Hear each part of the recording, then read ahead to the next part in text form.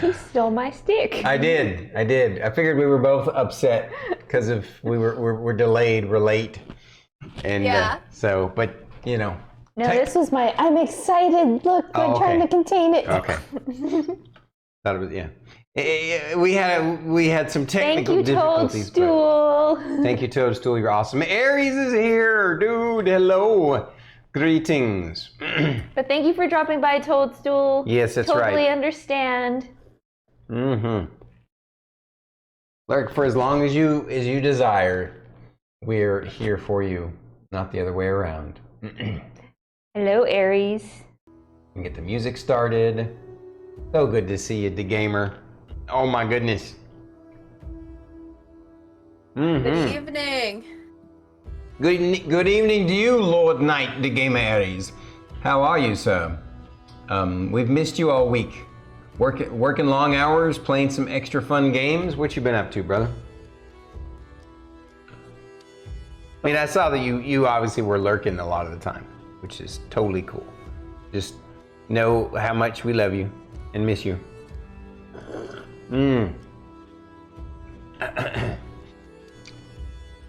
So, let's do intros again tonight, as usual.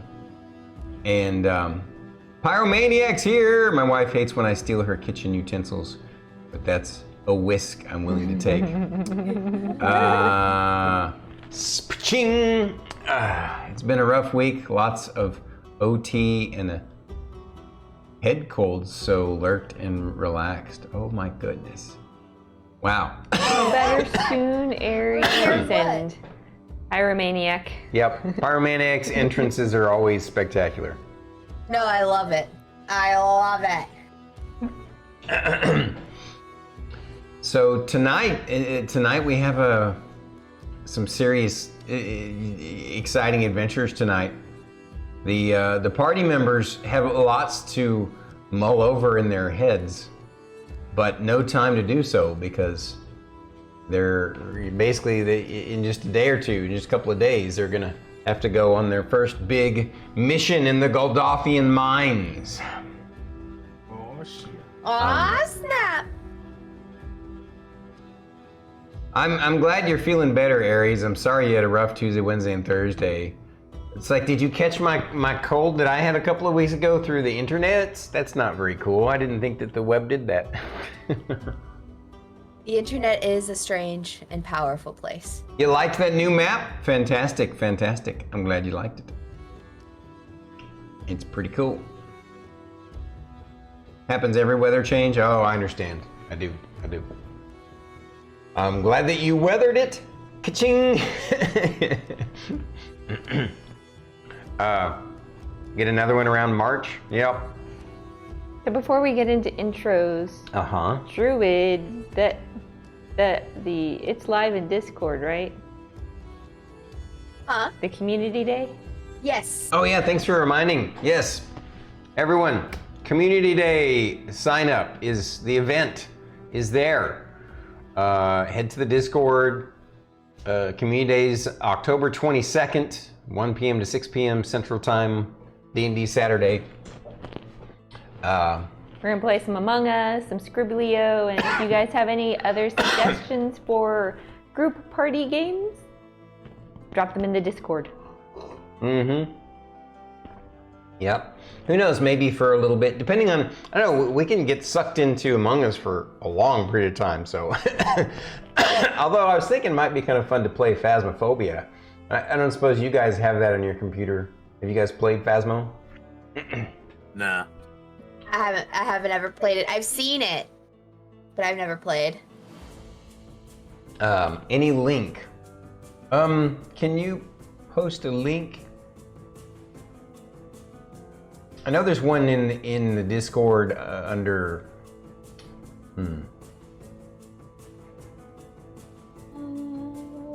Nope, not that one. This one. One event. What was I saying? Oh, Phasmophobia. Obviously it's a limited multiplayer game. Only 4 people I think played at a time, right?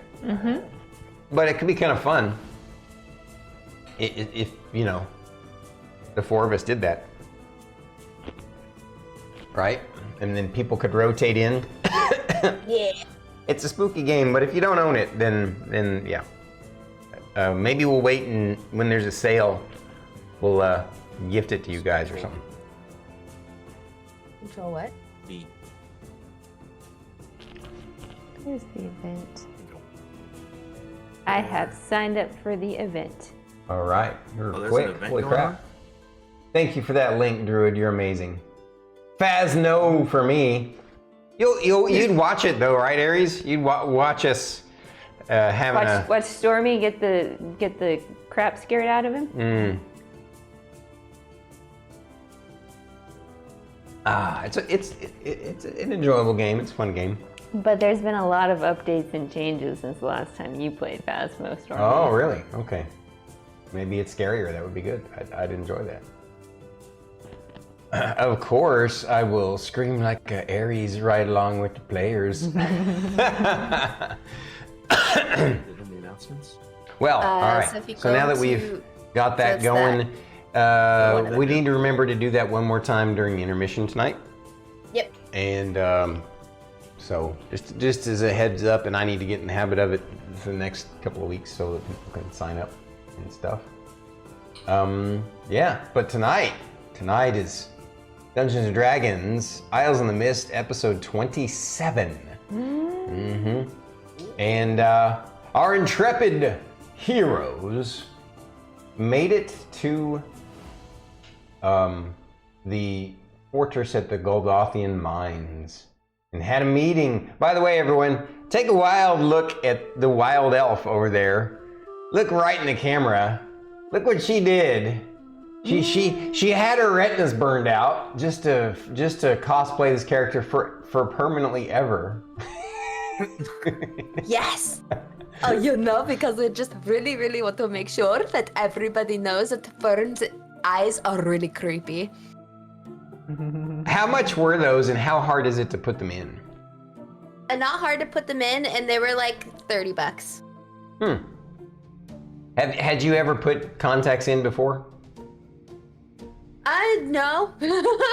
Okay, I'm just curious because I've wanted to get cool eyes like that too. You know, like Witcher eyes or something. I'll send you the website. Okay. Oh, it's a website. Interesting. Yep. Order them online. They're pretty cool. I You like can them. order almost anything online. Hey, Suspicious Ninja. It's the Sus Ninja. What's up, dude? Sus Ninja, you definitely need to. Oh my God, the eyeballs! I know, right? Sus Ninja, you definitely need to sign up for the community day for the 22nd, because we would love to have you join us for Among Us. You would be so perfect. There's the link right there. If you can, we totally understand. You know, it's October 22nd. It's a Saturday from 1 p.m. Central Time to 6 p.m. Central Time before D&D night. So, With a short little break in between both. Yeah. Although we may just order food so that we can. No, I'm saying there's going to be a break because you're going to be streaming from your computer upstairs, and then we have to come downstairs for this. That's true. streaming setup. There will be a little bit, a bit of a break. Oh well, Darn. it's okay, Ninja Man. We're sorry. You can catch it in the VOD. We will miss you, but we totally understand, and we appreciate you. And yeah, we're working today's gig jobs nowadays. All the jobs most of the jobs that are out there, they're all jobs that require people to work on weekends. Blech. So, anywho, so we were back to last week. The intrepid heroes made it to the Golgothian Mine Fortress, had a meeting with the General Horvath and his entourage, which happened to include some of the leadership of several of the high-end, the ranked guilds, with the exception of the highest ranked guild, Steel Dawn. Their entire team is stuck, basically making sure that the primary point. Here, I'll quickly jump to the map. The primary point at section Charlie, section C, in the middle of the map, is not overrun by the hordes of monsters at section G, right above it. But back to the RP dual cam. Actually, we'll switch to a different one now. RP dual cam. Look at the pretty faces and the creepy eyes. Those are awesome. Wow. That's the thumbnail right there. I know, right? That's gonna be something else. Unless Druid wants to give her most creepy look. Well, it also depends on what sort of reactions we get. Oh wow, that's holy shit. That was. I got chills now. I think I just peed my pants a little. Those eyes with that smile and the hands. Mm-hmm. Yeah. It's your first job in a while that I have to work weekends, but I'm very well taken care of money-wise. Good. That's good. That's what we like to hear. We like to hear you guys' successes in life, because here at Stormkeep, we want to share in those successes, you know, and lift each other up, build each other up. So yeah, the team. Speaking of the building each other up, the team made their meeting. We're come to find out from General Horvath, the field commander of the MGA armies there, that they already have some missions planned out for the newly minted gold popper heroes. These missions we'll go over in a little bit. They're gonna be serious challenges for them, without a doubt. Probably their most serious challenges yet. Actually, no probably about it. Definitely their most serious challenges yet. You mean finally it's gonna be harder than the Chimera? Oh, without a doubt. Yeah. That was a tough fight. Oh yeah, that was a very tough fight. I got down to 1 hit point. Yeah. 1 HP. And It's I the lowest you've ever survived. I think poor Ares is a little freaked out by. I think your eyes look kind of demonic, so I'm going to switch to this screen just for Ares. It's what Fern's eyes look like. So just imagine this is the face of the little elf that is smack talking everyone. Mm-hmm. With her cute little The cute little caterpillar on her head No, every time she's talking not what I was smack gonna to say. somebody. I was gonna say, that's true, but I would say with her cute little Romanian accent. Oh, you know? Yeah. I could just see her and Chonkapillar. She's like talking smack to somebody, and Chonkapillar's just like, whoop, whoop, whoop, right along with her. It's meat, but the moot works too.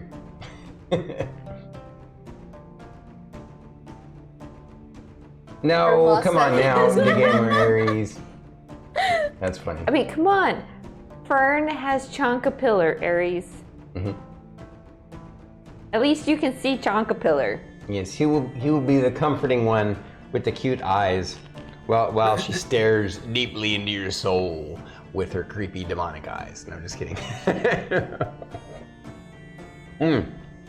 I just like knowing that Fern is Ares' favorite character.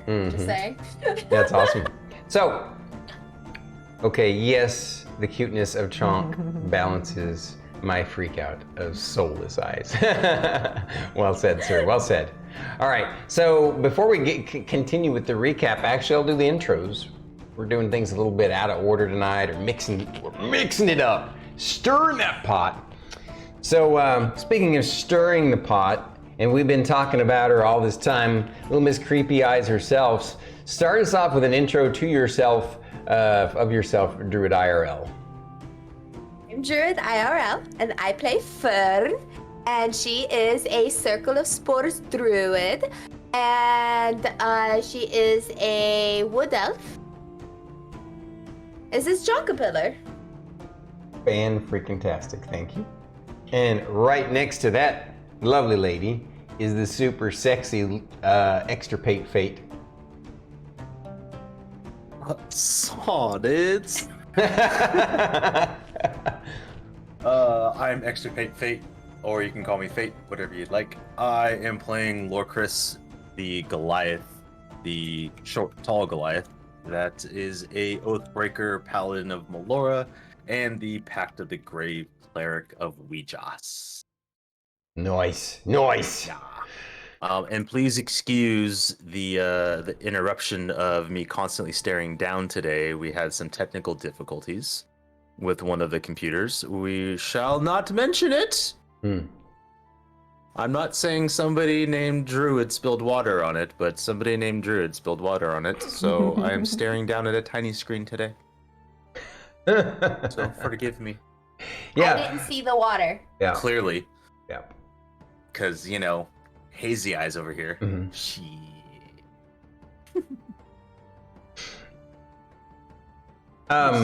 Okay. Who's that? And Pull over here we have. No way you're getting away who's with that? that, little itsStarkitty. Come on, introduce yourself, my lady. Hello, everybody. My name is itsStarkitty.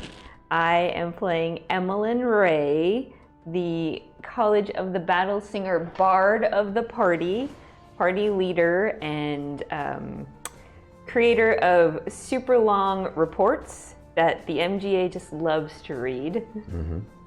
And up here, floating around her head, is Philip.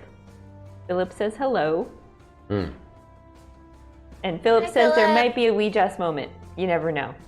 Could happen anytime, Aries. That is true. Who knows? Mm-hmm. Alrighty. I think Storm is very well aware of when there's a Ouija's moment. Yeah. I don't know. Sometimes it's up to the dice gods too. And last but certainly not least, we have... Oh, I'm no one special. I'm just the DM. I just help facilitate the direction of things. Okay. I guess I do enjoy playing Rylar the Suffrigant, the Cleric of Goo, who's actually a warlock of the Great Old One, and he's he's fun, and the monsters are fun, and the NPCs are fun, and I like entertaining you guys with their shenanigans and voices. So, having done the intros, Aries, Starkitty? Philip says he is not a helicopter papa. He just likes to laugh at her when she makes stupid choices. And he doesn't let her live them down. That's true. All right. So, full recap now. Back to it. Not only did they have this meeting where these very important missions were assigned to them, that was pretty heavy as it was. Pretty serious, pretty hardcore. But things got even crazier when they went to turn in and have analyzed some of the remains that they found at their last mission. The strange gray skeletons that they had found after defeating the enemy there. They took these bones to the Archmage and had him examine them using his mystical means, as well as some of the other artifacts that they found. Not magical artifacts, but archaeological artifacts. And shock of all shocks, come to find out that the skeletons are some ancient form of Goliath from 15,000 years ago. Yes, you heard that right. 15,000 years ago. Which effectively, according to the history of this fantasy world, is prehistoric. Because the history of the lands that they came from is only about 3,000 years old. So it definitely kind of rocked their world, to be sure. They need to, they're not sure what to believe just yet, but they're going to continue to seek the answers, to delve the deeper mysteries of this strange land in the Isles of the Mist, otherwise known as Frontier Isle. And that's the recap. So, we'll make sure not to roll you since you're over there getting your coffee. I'm gonna have have the characters share what stood out most to their character last week. And we'll be starting with one of those two over there. 50-50 shot. Here we go. Oh my gosh, we're starting off with the lovely clear-eyed Fern. We were cool enough to be able to interrupt a war council, which was super cool. And of course they need our help because we are so powerful and wonderful and amazing and everything. So I'm not even surprised that they're like, we need your help, you know? And I guess it was really crazy about the skeletons and stuff. But we interrupted the war council. I can see why your character would find that quite interesting and appealing. Well said, well said. Lorkris.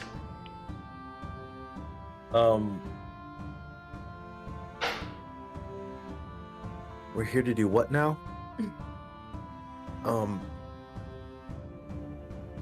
Mines, underground, what have we got ourselves into?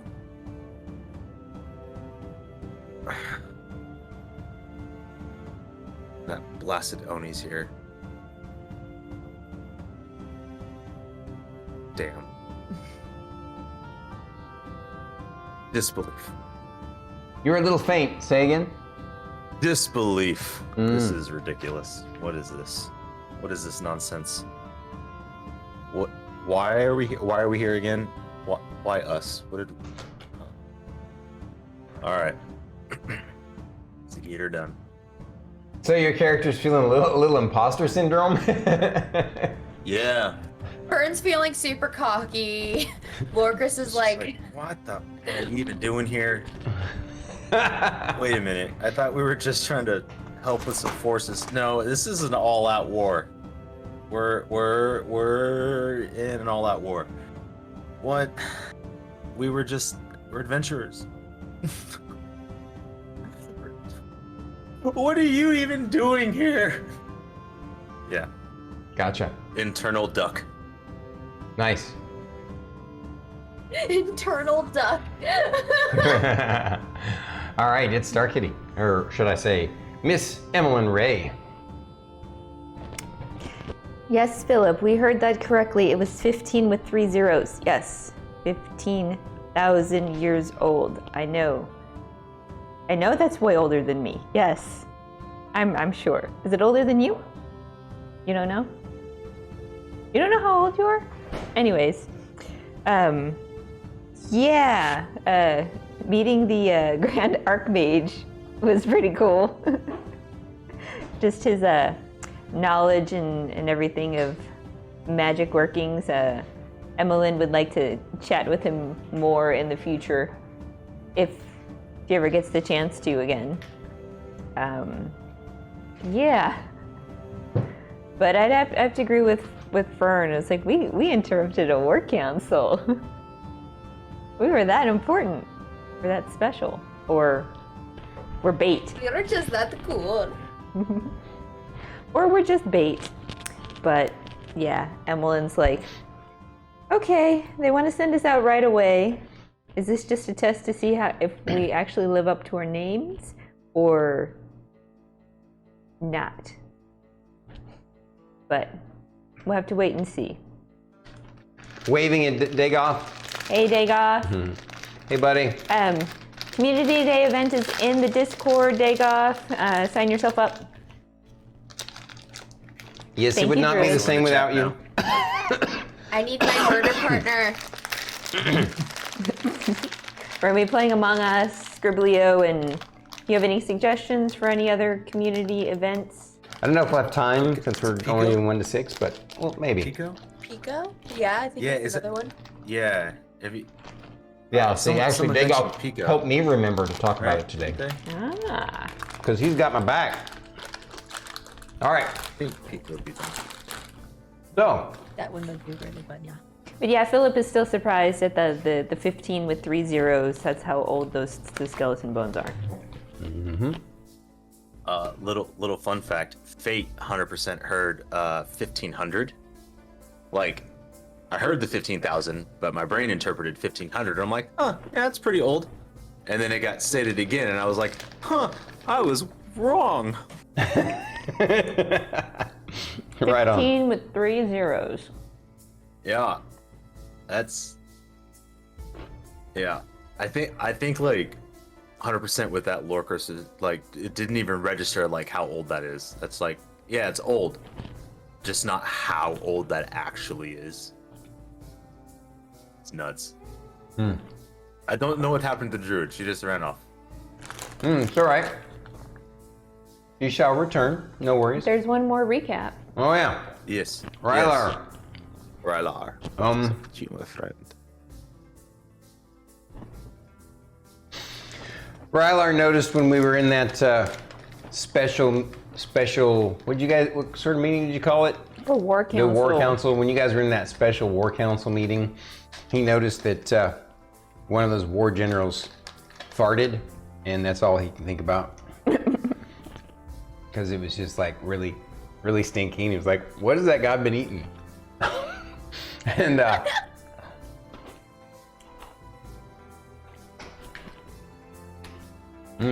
happened to my water? Like my other one. also, sorry, I'm all eating when I should be talking. I'm gonna run and go find it. I'll be right back. I need liquids. Okay, no worries. Continue. So, the other thing, of course, that stood out to Rylar was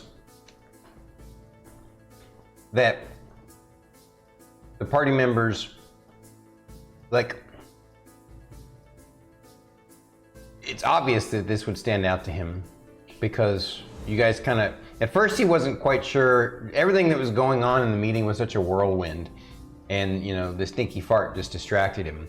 But there was that one part in the meeting where they made it clear that he needed to be tested because he has some sort of special ability that it's not that they didn't believe him, but that their plans sort of hinged on it being true, that he has this ability to be able to see magic. And so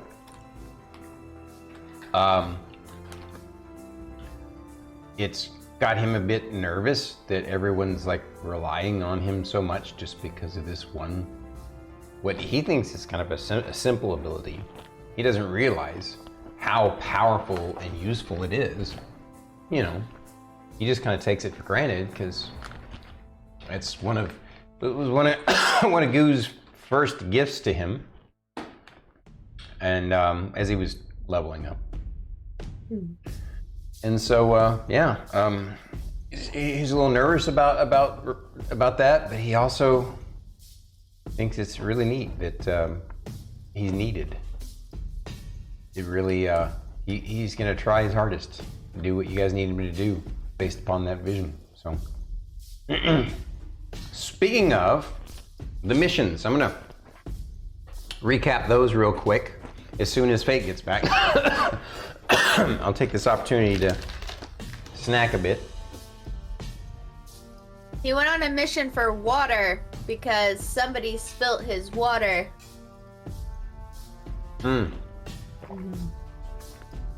But he has returned empty-handed. The journey ends at the beginning.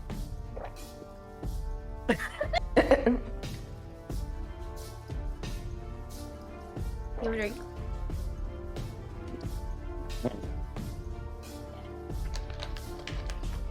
So I guess you guys are gonna invest in some sippy cups now? I'm just kidding. No. I'm just kidding. Druid. No. Druid's gonna invest in a new computer. Aren't we? We're saving up for. I know. That's what We are trying. Well, hey guys, let me know if it turns out that the damage is immediate. We'll Oh, well, we'll be alright. see what we can do to Yeah. help out. I mean, I know you guys are doing great in your lives. You're being Thank you. successful, but unforeseen expenses are always a pain in the ass. Yes, aren't they? It's okay. I spent $120 on art supplies, so. It's okay. We had to meet a deductible for him. One of Stormy's doctor visits, so. All of my doctor visits and the procedure and the emergency room visit and yeah, all that craziness. Yeah, Love it. $5,000 deductible. All right, I'm ready. Fun times. Gotta love health insurance, right? Yeah. I told you guys about the cleric idea where they're modeled after the U.S. healthcare system. Oh yeah. Yeah. So What? whenever someone gets hurt, you're like, oh, you have coverage for like bludgeoning, slashing, and piercing, but not magical. That's gonna be out of pocket. So I will need about 500 gold, and then we can take care of you. And run a healer that way, it'd just be absolutely like toxic. We're gonna need 500 gold plus the material components. Oh yeah, of course. Yeah, We'll bill you. bill it's you okay. for the material components later. Yeah, and there's a Yes. co-insurance for any necrotic damage. Absolutely, absolutely. Like, I see this damage is cold. It is not covered under your plan. So therefore, I cannot help you. Yeah, and it has a little little Kenku follower that's the like admin and billing department, and they'll just find you and just bill you. Gimme. Collect. Collections. Yeah. Shows up. Come on, This come is on. your invoice and bill.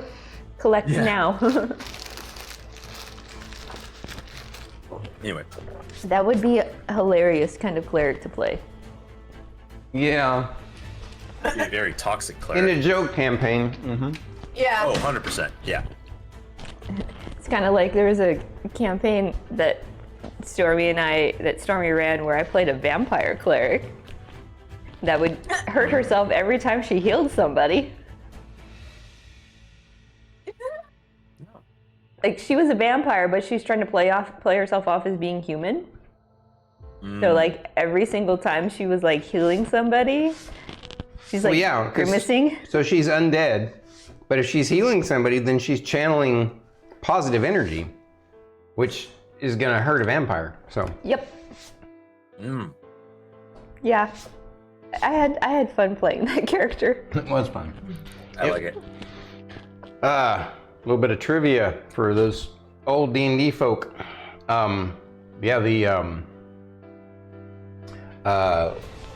I ran her and a couple of our other friends at that time through the Tomb of Horrors, which is a classic D&D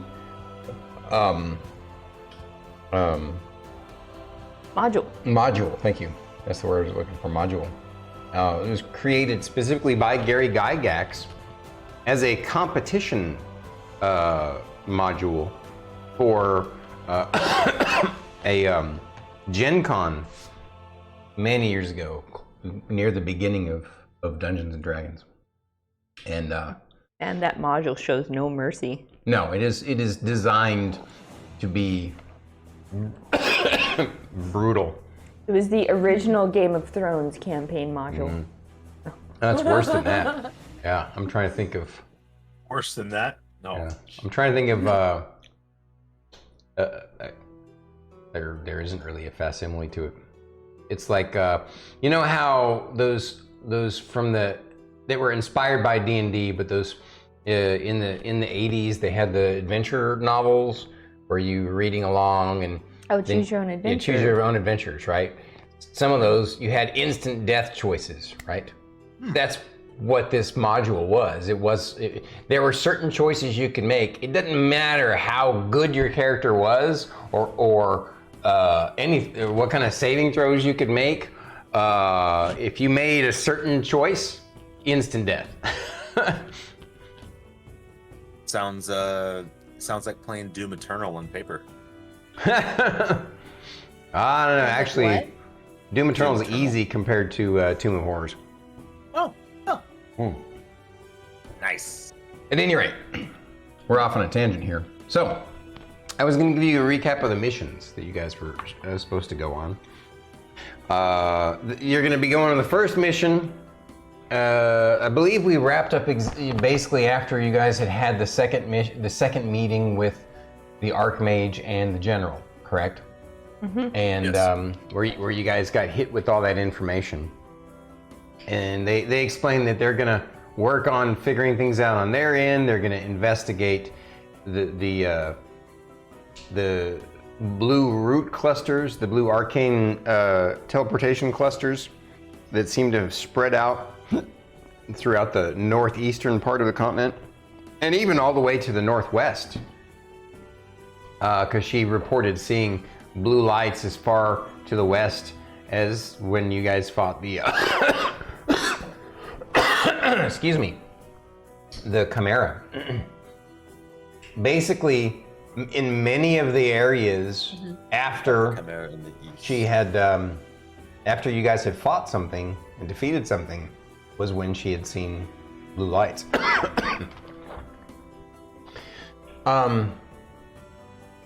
So they're gonna do their own research. They're gonna check things out. You brought them important information, and they're grateful. But they gotta continue forward with the plan to clear out the Goldothian mines. Real quick recap of what the Goldothian mines look like, and the mission real quick. Full screen image display. Here's the Goldothian mines. So, your first mission, which you will do in effectively 24 hours. Mission 1, they call it the West Flank Maneuver.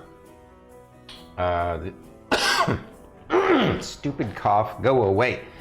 The MJ wants to push back the western flank and secure a new forward stronghold linking Sector Foxtrot and Juliet, Sector F and J. So over there on the left side of the map, you basically they're going to rally considerable forces to push back in this contested zone from F to the junction point before I, the junction, and they want to link J and F. So their intent is to have their force consisting of a combination of Crystal Hedge, Stenon's First Dragoons, Renly's Bonejack Marauders, and a company of MGA soldiers who will act as support and communications. They're going to push the monsters that right now it's a large horde of humanoids, hobgoblins, goblins, bugbears, some gnolls, things like that. They're going to basically be pushing them back to that junction point and beyond into the hall, into that. And again, on this map, each one of the squares that you see is a mile. Okay, so effectively the plan is to have this assault force go first and have our intrepid heroes, Mr. Jocko's Relic Hunters, follow in behind, roughly a mile behind. And once the forces have been pushed back far enough, then it will be the party's responsibility to rush forward, move into Section J, which is basically a stronghold of giants, and they are to clean out the giants in that area because they've had experience fighting giants. And after they have cleaned out the area J of giants, they're to survey the area using Rylar's special magical vision to see if there's any illusionary walls that could potentially bite them in the ass. And also that will be a good acid test to see if that's what's been going on with the enemy being able to get in behind them from time to time. And they do know from scouts that the giants that are there, this is at least what is known, is 2 ogres, 1 stone giant, 1 hill giant, and 1 frost giant. That's what is known to be at that location. I'm sorry, it was 2 ogres, 1 stone giant, 1 hill giant, and 1 frost giant.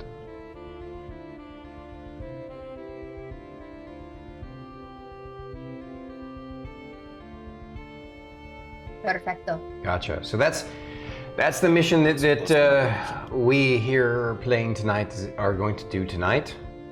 If that is successful, then they will work out plans within the next week or two at the latest. More likely, as soon as possible, they want to move on to mission 2, which is the reconnaissance and pursuit mission. That's what they call it. But in a way, it's really kind of like the party members are out hunting for an enemy they have faced before, but they're also out there being bait to be hunted by that enemy they have faced before.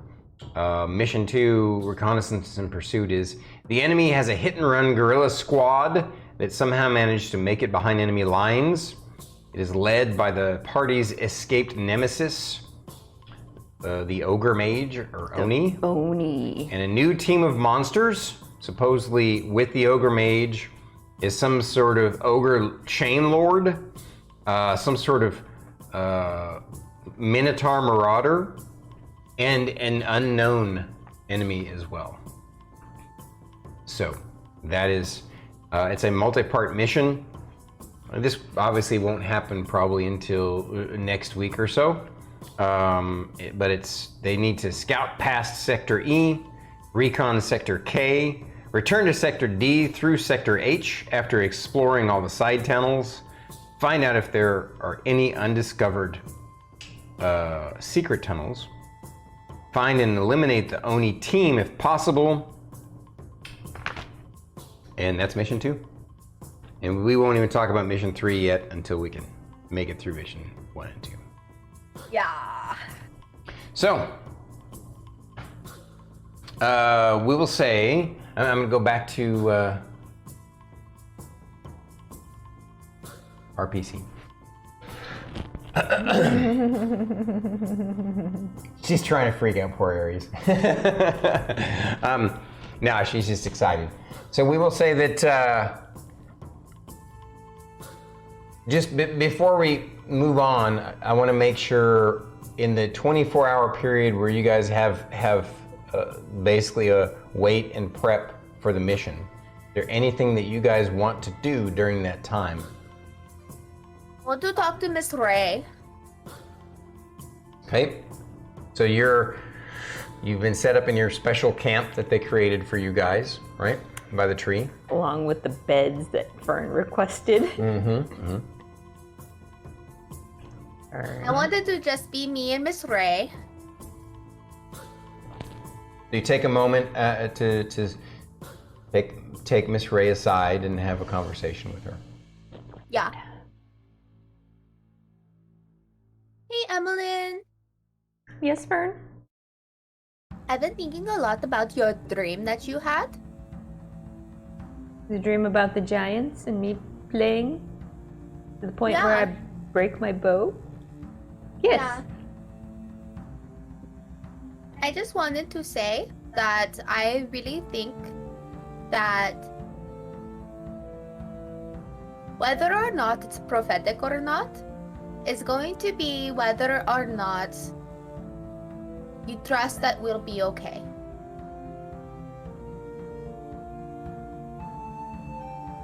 I know that the team will be we'll okay.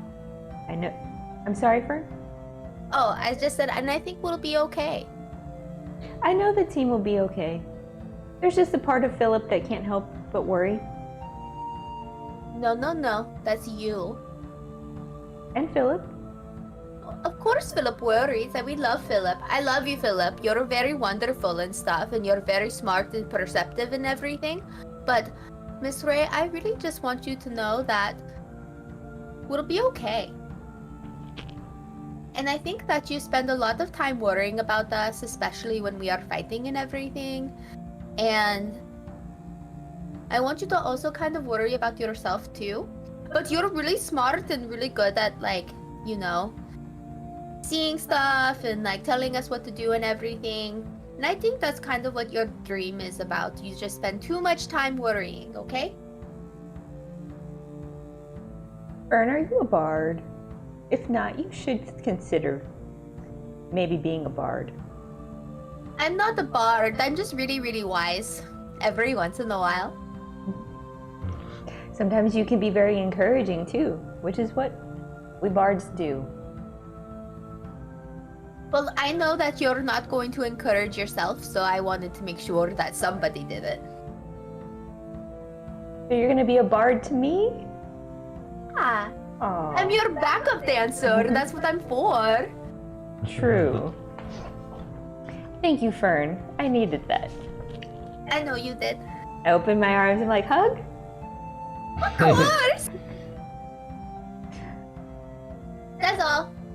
While you We're gonna ladies go are doing take that, Lorkris is and Rylar are over around the campfire, and Rylar is like, "Hey, big boss, Yes. are you worried about our mission tomorrow?" Worried. Yes, it is unpredictable. But I think we're more than capable. Are you worried? Well, this seems a lot different and a lot harder than what we've done before. That is true. When we fought, I mean, I guess when we did fight those three hill giants, but we were out in the woods, and so Miss Fern was able to shoot them with lightning and stuff, but we're not going to be outdoors, and so there was only three of them, and there was only hill giants. This sounds kind of scarier. Yes.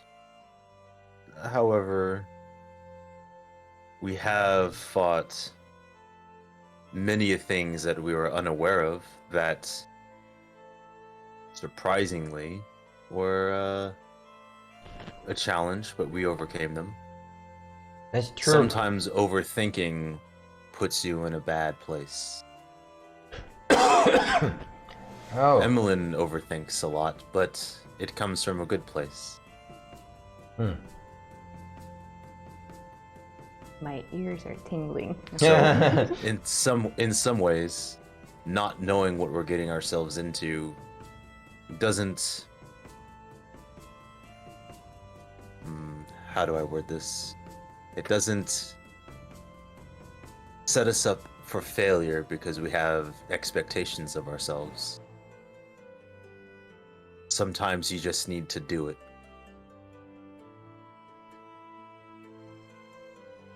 I gotcha. I know what you mean. Yeah. I was just asking because, I think it could be it could be pretty fun, but I just want to make sure that you're not that you're okay and stuff.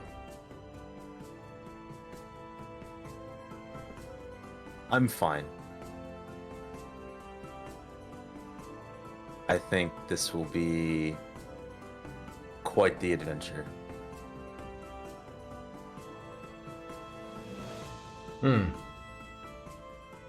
Was this what you thought we'd be doing when we heard about the Goldothian mines? It is not what I thought we'd be doing. However, I am also not well versed in large-scale war. So I didn't have much of a frame of reference.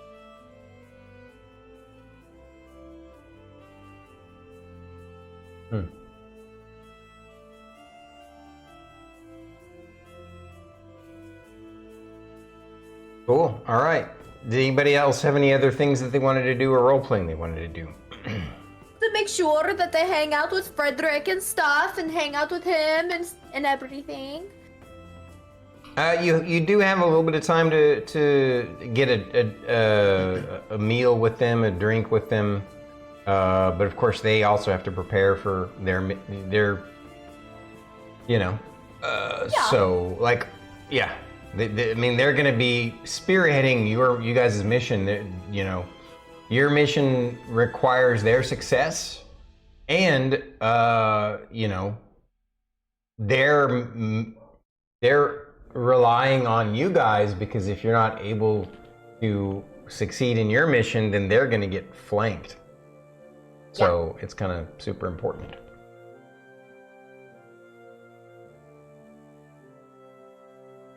And that's really it, yeah? Do we want to go annoy the Archmage before we like go down there, Miss Ray? No, we don't want to annoy the Archmage. He's got a lot going on. Fern, I know you're a little upset about that, but instead of annoy, just say talk to. Well, whenever I talk, I have a tendency to annoy, so. Says who? Says the look on a lot of people's faces when I start talking. Do I give you that look sometimes? Yeah. So does Lorkris. The only person that really doesn't is Rylar. I'm sorry, Fern, if I do that in front of you. It's okay. I realize and I own it. It's fine.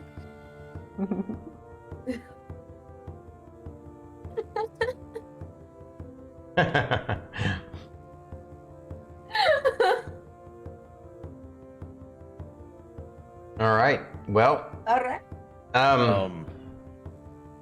The only other thing that I would say Lorkris would be doing is actually, like, just having that quiet moment and trying to, like, connect with Weejoss.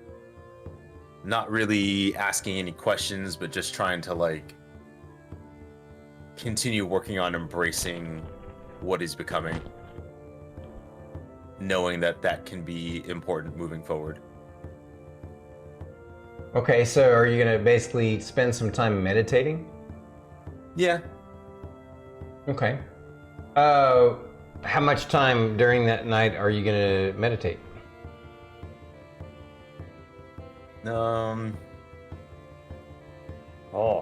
Probably about, probably get lost into it. Maybe go about an hour and a half until he falls asleep. Okay. It's kind of just during your but I'm going to do something with him. Did anybody else have anything else with their characters? Mm-mm. So during your meditative state that you fall into, I need you to first roll me a concentration, a thing in 5th ed? No. concentration. Wouldn't that be like concentration is like a constitution saving throw? Or Mm, something? In 3.5, concentration is based on constitution. is it? Interesting. Yeah. That's weird. Well, I'm just gonna have you roll a. Well, let me double check. Concentration. It is not based on constitution. Yeah, no, you're right. I remember that now. I'm gonna have you roll your religion check while you meditate. That'll be you focusing on what you know about Weejoss. 17. Okay. And then I'm gonna have you roll a.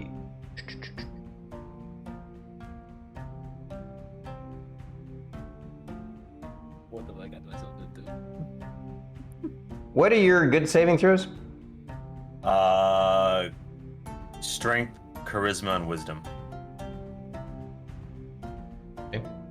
I'm gonna have you roll a Constitution saving throw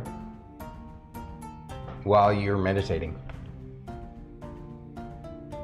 19. During your strange Weejoss meditation ritual that you're going through, you find there's this moment where your heart skips a beat and it kind of freaks you out a little bit. You come out of the state.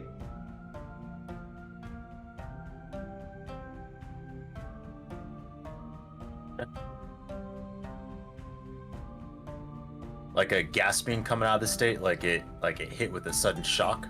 Oh, Or kind something I of. You're noticed just, and it kind of- it was a surprise, and so yeah, it just kind of, woke you out of your meditative state. Towards the end of it.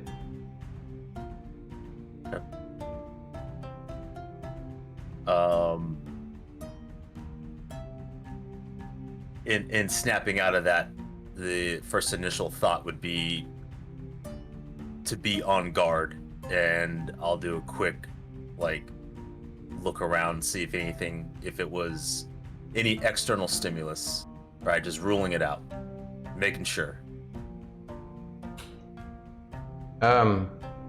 Quick look. Mm-mm. Okay. It definitely. I mean, you're not sure what happened. If it was just a physical thing, or if it had anything to do with the meditation, or what. It was kind of strange.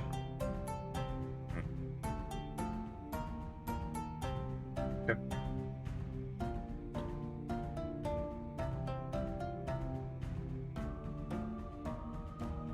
All right.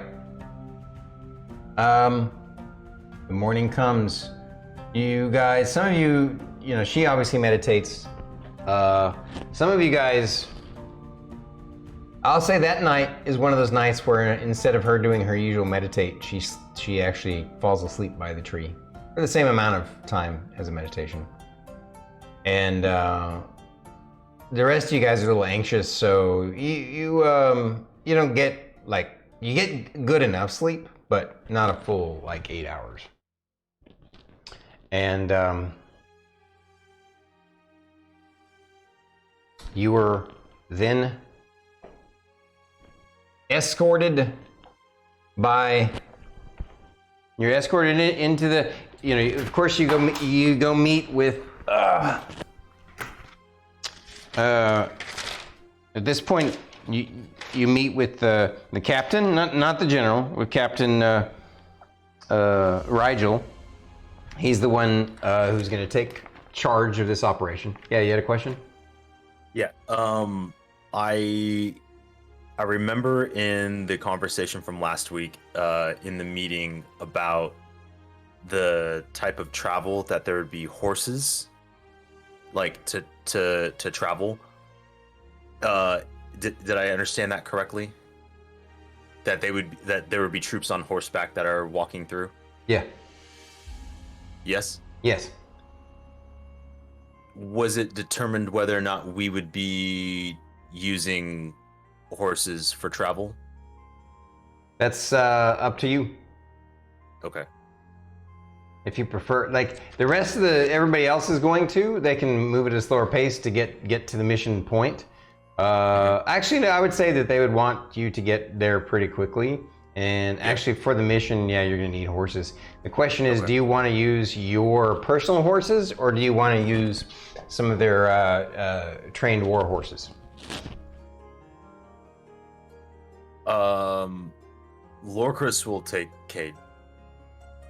I would want to take my horses. Yeah. I don't know. Mainly because we already have that kind of bond, and we've already established that context of if there's danger, run back to the beginning. They're already we've established that in the bond. All right, So- that's your choice. Does everybody else concur with that? Yes. What do you think, Miss Ray? Yeah, I would take Booty. And I will take Cake. Okay. You guys all take your horses and you meet up with excuse me, with Captain Rigel. And Captain Rigel, and he introduces you guys to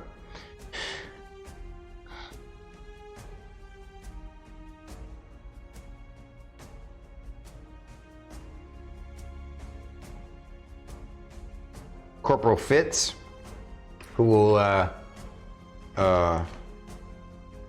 be the one in charge of the communication, the MGA soldiers that are going to be doing the horse relay, the message relay, and you also get to meet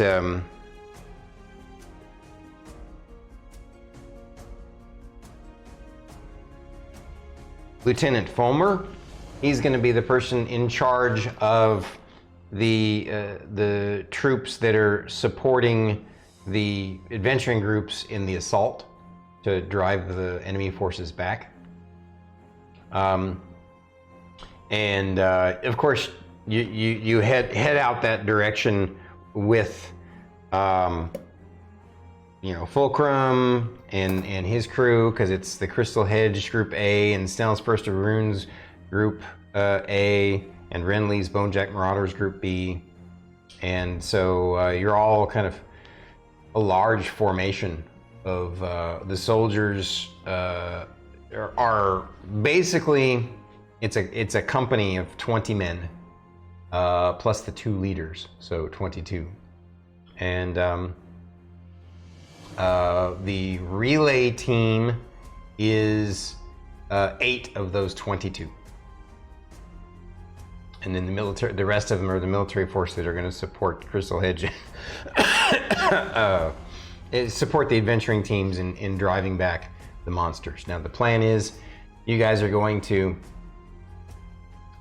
make your way all the way. So just to clarify one thing, I think I probably told you this last week, but just to reiterate and clarify, Section A isn't soon into the mines. You're going to basically be going into the mines, which is going to look like regular kind of a small section of mines. And there's just basically a series of, there's like a main central area that you go in with the huge tunnel, and there's a few mines offshooting, and then there's a main, you'll go deeper into the mine, and you'll be taken to a main tunnel, okay? And this main tunnel is it's like 10 miles before you even get to Section A.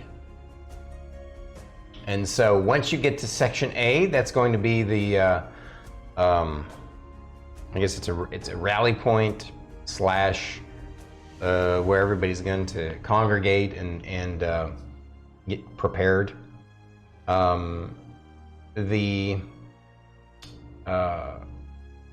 You guys are going to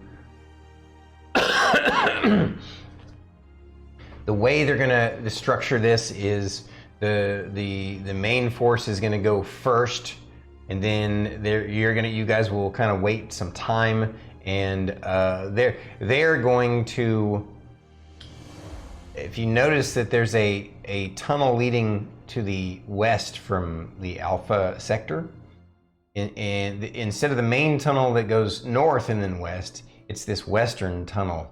They're going to use that tunnel. Actually, no, they're not. They're going to use the main tunnel because they're moving so many troops at once. They need to go wider than single file.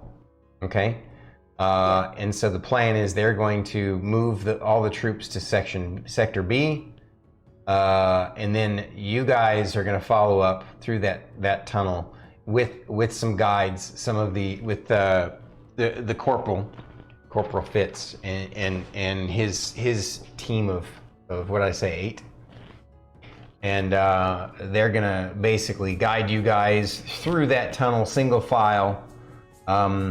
It's kind of already been cleared, so it's pretty safe. And actually, I'm just gonna kind of exposition. That's what's going to happen, and now we're just gonna kind of, fade transition. That's what has happened. Okay. As you guys, I will say this though, as you guys make your way down that 10-mile long tunnel, first when you go into the mines, the first central room area is what you'd expect from a large scale mine, right? It's a large inner chamber, large entryway, large cave, lots of storage, lots of equipment and tools and such, and teams of people working.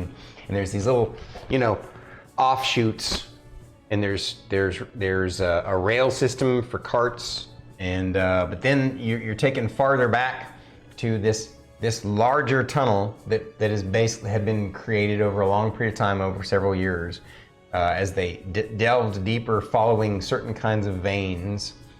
and that was when they explained the history of it. They found the huge cave in Sector A, and that was then when they started, mining in those areas, and they kind of had branched out those sectors, and eventually that was when they, delved too deep, as it were. Not to knock off, Lord of the Rings or anything. It just they had basically gone farther into the mountain, as they were mining. It wasn't just mining, though. Their intention was to actually, hopefully, create or find, not really find, they were hoping to create a path.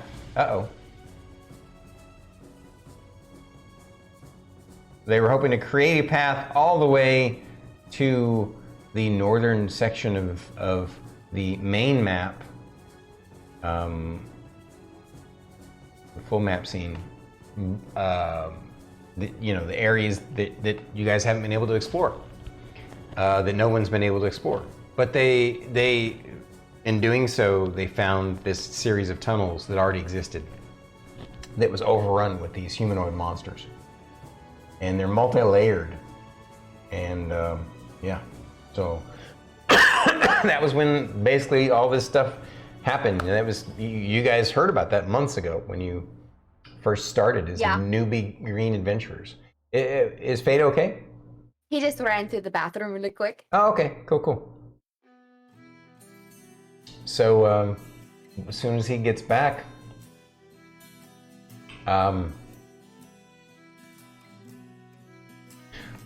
real quick, I'll go back to this map again. Oh, good, he was quick. Not that surprised me. So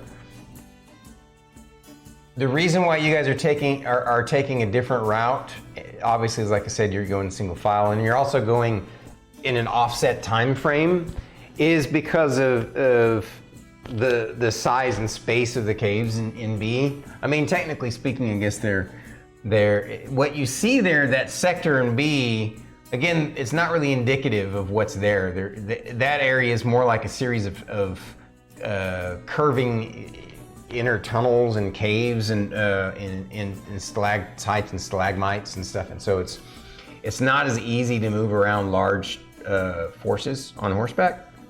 They can move horseback, but the bottom line is if they're going to make their push. They had already done some scouting, and in Sector F, there was some of the monsters had fallen back to their main kind of stronghold there in Sector F, and so they're going to be doing that, driving them back, and it's going to take some time.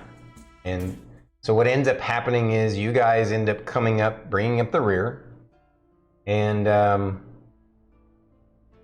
of course, when you show up at Sector B, the we'll call Assault Team 1, and you guys are, we'll just make it simple, Assault Team 2, right? Assault Team 1 has already basically pushed forward, and they're already miles forward, and then you guys rally, and after some time, one of the relay soldiers comes after I'd say about 2 hours. One of the relay soldiers come and says they're ready for you guys. And so at that point, you guys make your way on horseback, and you end up rallying with your relay team to Sector F, and you find that there's the kind of the ruins of a makeshift palisade and tower, and that's been, it's obviously a smoking rubble at this point, because the team has overrun them. There's the place is littered with goblinoid, humanoid monster, the lower end kind of troops, They've obviously are being pushed back. They're in retreat, but there's a lot of dead there. You happen to note only one soldier down, and actually he's not dead. There's one soldier being treated by one of the reserve people, and so he's going to be brought back. But he was basically wounded and out of the fight. And after about another, you guys end up having to kind of stay put again in Sector F. The time goes by, you're anxious, you're ready to go, and your horses are anxious, they're a little nervous, but after about another, 35 minutes, another relay person has said they're in the process of pushing them past the junction point, and they're confident that you should be able to come up to that point now and move over. And effectively, Alrighty. you guys, after all this time, you move up, and when you get to that junction point, you can see, because of the battle that's happening, you can see and hear a battle about a half mile up ahead, right? Just in that giant tunnel. Just obviously because it's dark. I mean, there would be some lights too. So but the tunnel itself is dark and it's huge. By the way, to clarify, the tunnel varying in height. But in this area, it's a good 50 feet high, there's a fight going on. You can see the lights of magic, being flung about. You can see the lights of torches and stuff like that. It is. I would just like to clarify. We're able to see that going north towards I. Correct. About a half mile north of the junction between F and J. Okay. Mm-hmm. Okay. Just making sure I understand the junction we're at. And so, as soon as you are there in that junction point, as soon as a signal is given to you that they've pushed them far enough northward, basically one of their soldiers comes back and gives you guys a signal, and it's time for you guys to rush down the hallway. The looks like 4 mile hallway, 4 mile corridor, tunnel corridor into the caverns of Sector J. And well, that's what you guys do, right? Yeah. Yes. Alrighty. Well, then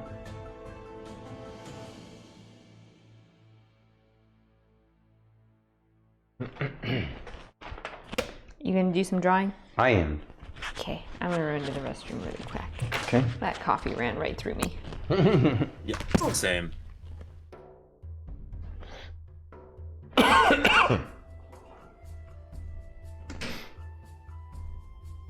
Oh, we're getting squares today. Oh no, that's just. Oh, nice. Why would you rather have squares? No, I'm just being silly. Just to make it simple, just so you guys know, what I normally do is for our Sunday group, I use the squares, and for you guys, I use the hexes. That way, if I end up having to leave them from one week to the next, I don't have to erase and redraw them. Yeah.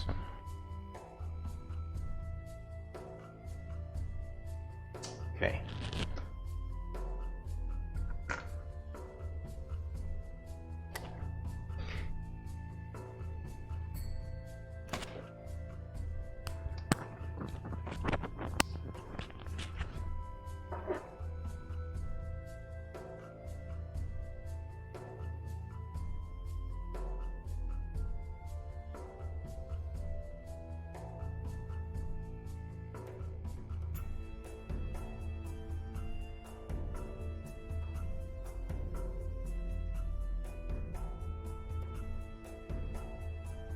There's like your brother's butt in this chess game we're playing.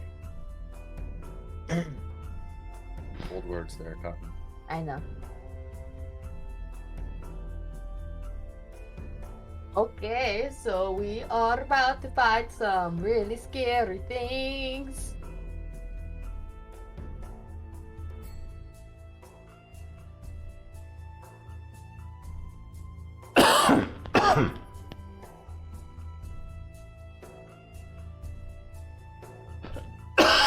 I'm sorry, man.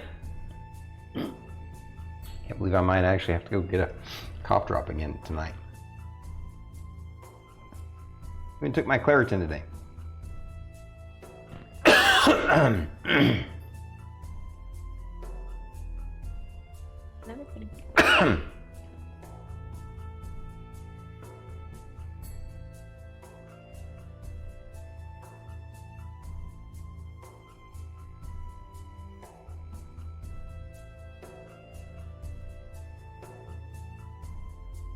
We are about to fight 2 ogres and a couple of different types of giants.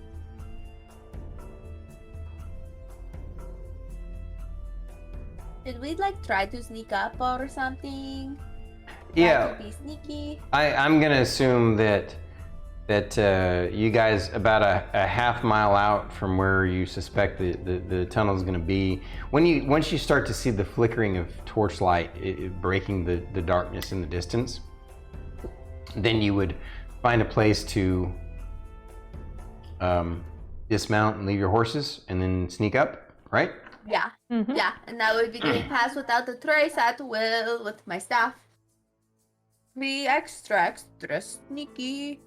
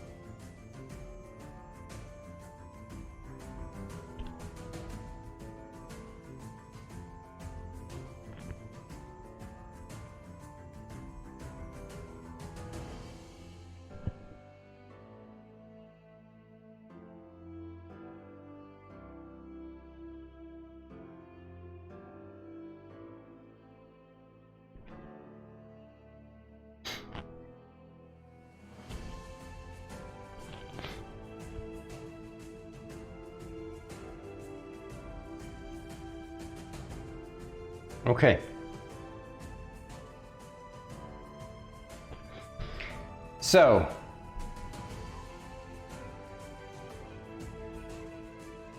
I'm going to use, well, actually I'll just draw them, I guess.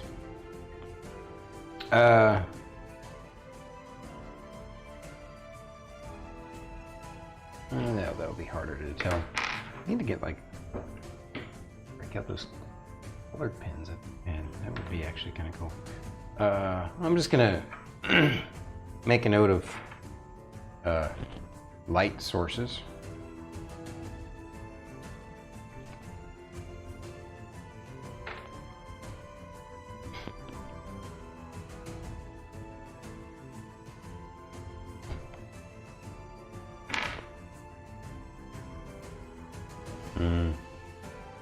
Okay. What you guys see off in the distance, I'm gonna have you guys obviously do your rolls, the sneak rolls and stuff, right? But Yeah. the basically as you would empty out of the main tunnel into the cavern, the large cavern that they've been used. This right here is basically a giant rock. So is this that go almost up to the ceiling. The ceiling in this cavern goes up to 100 feet tall, so it's a lot taller in this cave. It's a huge cave. This right here is a series of stalagmites and stalactites, as is this over here. This over here is also another great big rock. This is a barricade, one of those wooden, and it's a very crude wooden and metal barricade that's been put together. This is a roughly made stone wall reinforced with wood. It's basically been made as sort of a palisade, sort of just a defensive position, a forward defensive position that helps support this over here. These the barricades. This is a 30-foot tower, a really rough, put together, like crumbling stone tower. Back here, melded up against these stalactites and stalagmites, is basically a wooden wall, a wooden palisade wall, wooden fortress, as it were.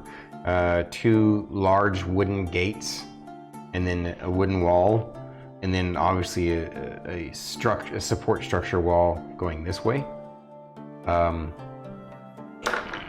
That's what you guys can see from a distance, because they have their own light sources.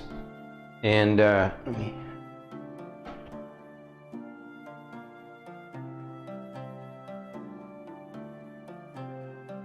Not those giants.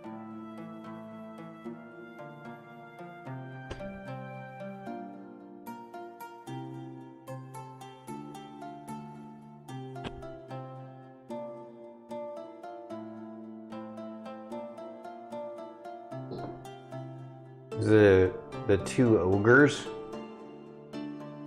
or that you see 2 ogres.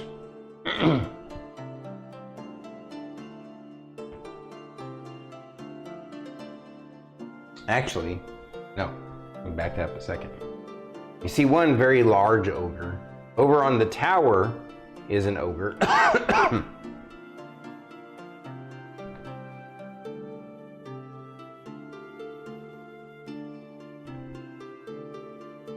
Supporting this ogre here, next, right behind the, I should clarify, this palisade is roughly 10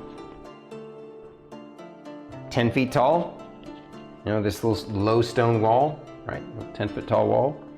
So this ogre barely kind of pokes his head above it. The hill giant, shoulders above it. This tower, like I said, is about 30 feet. This wooden wall is also about 30 feet.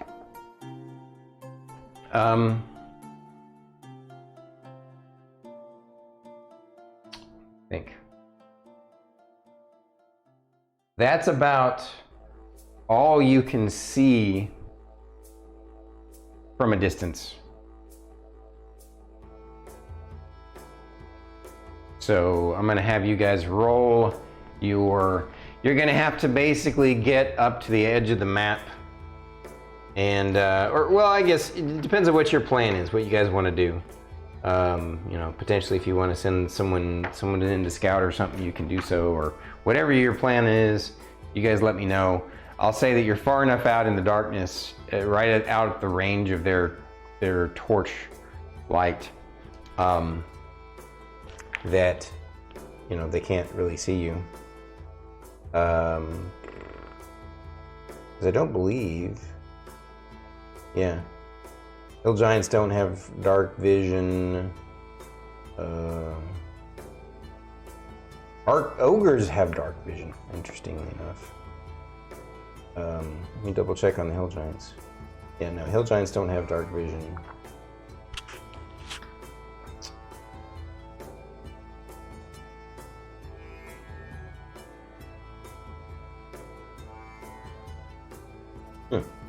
It's interesting which ones have dark vision or not.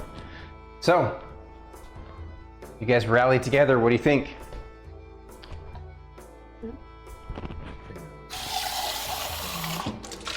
I'd imagine we'd leave our horses far enough away and approach on foot. Yeah. I mean, if you remember the map, there's easily 4 miles before you actually even get to the giant stronghold, right? Yep. And so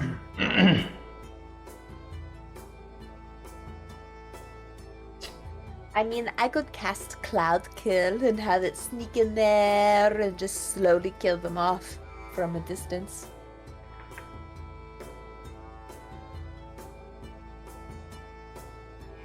It's not a bad start.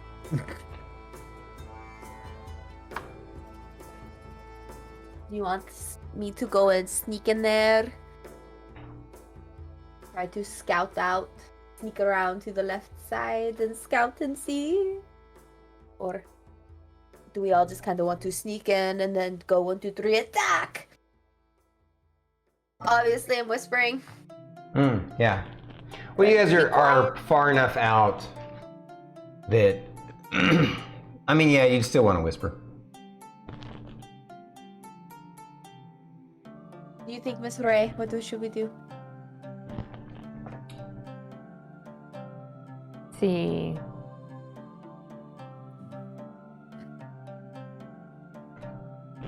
Supposed to be a total of how many giants?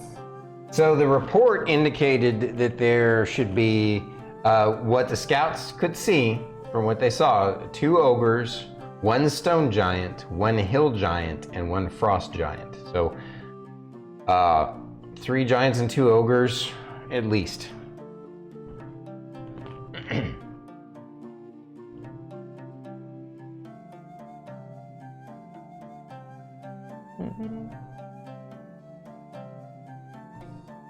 Probably scout ahead just to get a better idea of maybe where all of them are. Because we can't see the other 2. I will say this to you. They look very prepared, like they're waiting for someone to come up the hallway. As if during the blitz from the assault team 1, at least one of the defenders, which would be the humanoid enemies, at least someone would have pulled back, not just to I, but over to J to warn the giants that they were being overrun and pushed back. So they are on guard, they are prepared. This will not be a surprise. Rylar, Yeah, boss. do you happen to see anything Oh, I'm gonna glowing? put the party members right on the map, even though they're technically not on the map. I just want everybody to see them. Yep. Do you see anything that could be, at least from here, that would be obscuring themselves? Invisible? So, when stuff is invisible, I can't necessarily see invisible. I only see magical if it's already visible, if that makes sense. Very fair. Can you use your X-ray vision to see if we can see anything like inside buildings or something? I could, but I can only use it once a day, so are we sure that now's the time? I'm so far away. It seems like... That's true. That's true. Okay. Well, if you happen to see any of them glowing as we get closer, let me know. You want me to see if they're glowing, or if they're wearing stuff that's glowing? If they are glowing. I want to keep an eye for that Oni. Oh, okay. And if I were him, I would disguise myself as an underling to get the drop on us. Well, oh. Didn't they say that he'd been operating into the eastern tunnels, though? Yes, but you can never be too sure. Oh yeah, no, you're right. We got to always be careful.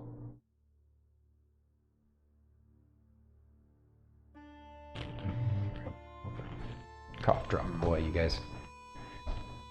Make some tough decisions. Okay.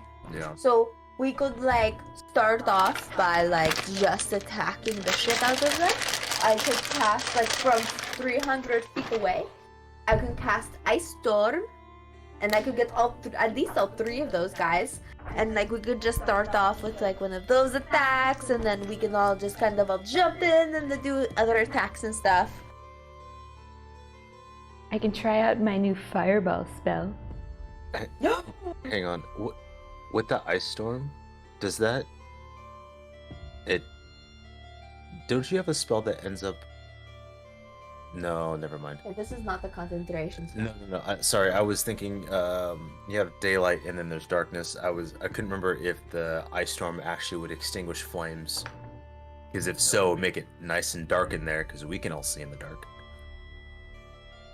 Oh, the ice storm would probably. So just to clarify, these are torches. This is a torch. This is a brazier. This is probably a brazier on the brazier torch on the top of the wall. It's kind of far away. You can't quite tell. Yeah. Okay. The bad guys all have rocks. They're ready to hurl. So remember that. How far can you shoot away your fire? Fireball has a range of 150 feet. Okay, because I can do mine from 300 feet away. Rylar's like, what can you do from 300 feet away? Ice storm. Oh. So we gonna hit him with some fire and ice? Yeah. It's a song of ice and fire. Because Miss Ray's playing amazing songs and stuff too, you know. Hey now, careful with that IP stuff now. It's a song of fire and ice. It's a ballad of fire and ice. There we go. Yeah. Of flame and snow. Pile of famous snow. Ballad. Ballad. The bee. Tales of blood and poop. It could That be, one. It could be a verse of snow and light, Yeah. right? Yeah. Okay. I mean, I imagine. Because I don't think we're going to be able to sneak up on them. I mean, we can get pretty close. I'm sure we can. But By the way, to be clear, I haven't made it. If I hadn't made it clear, the other thing. Well, you're not quite close enough to tell how they're geared up, other than they're ready to throw rocks. yeah, I'd imagine if we can get within range of you casting that fireball. It's a wonderful way to kick things off. Yeah. I'm ready to try out my new spells. I really want Miss Ray to go first. What was your range of the spell again? 150 feet.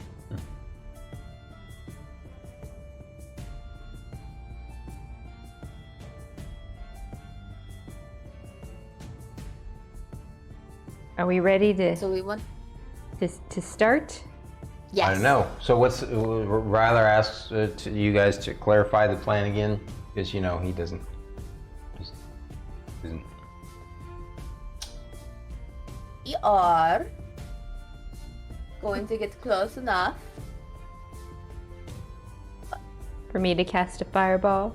Fern is going to Yeah. follow up with an ice storm, and then we're going to make our way in. Right? Yeah. Sounds about right. Sound about right? Yeah. And then if they start moving closer to us, like towards us, I can always cast like whatever spell that is on the ground. Spike growth? There we go. And they can like get hurt while trying to go through that, and then and then Lorkris could turn around and flank them and stuff. We got this. We're super badass. Let's go. Ready. All right. So to clarify, the plan is you're going to move up to within 100 feet of them. 150 feet. Because that's the range of your spell. 150 feet. You're going to hit him with a fireball, and then she's going to hit him with an ice storm. Okay. And all right. So let me. As we get closer, I want to make a clarification as a player to understand. As our characters are staring into this space, to our right-hand side, is that the giant on top of the tower? Yes. It's an ogre Okay. on top of the It's tower. ogre. It's just Ogre is elevated on the tower. Yep. Okay. Just want to make sure, just because it's Tower? But it's 30 feet. it's a shabby tower. How tall is the tower again? The tower itself is roughly 25, 30 feet. Okay. Perfect. Yeah. I just wanted to make sure, since you know, Well, my cylinder for my ice storm is Yeah. 40 feet. but the fireball's not gonna catch all three. That's fine. So I just want to make sure that we are understanding of that going in. More so for like player mechanics. Sure. Yeah, the fireball is a 20-foot radius sphere centered on a point. Yeah. I mean, she could like do it like in the center of all of them and have it explode, right? It's Does it have an impact? Never mind. yeah, it's yours will.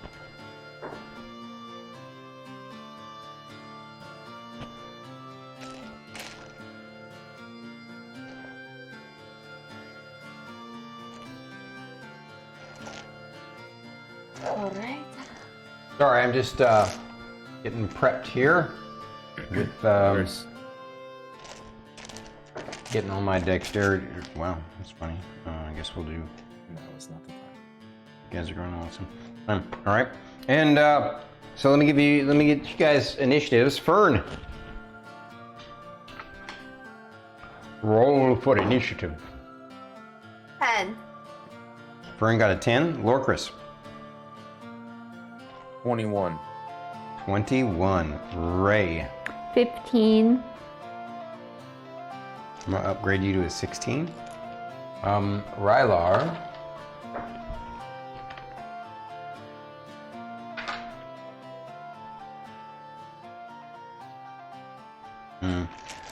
Miss Ray, I'm gonna upgrade you to a 17. Wow, I just went up 2 initiatives. Well, It's an easy way to. Okay. And before we get started, I gotta potty real quick. So, think I of am any other strategies. You got a brief reprieve real quick before we kick this shit off.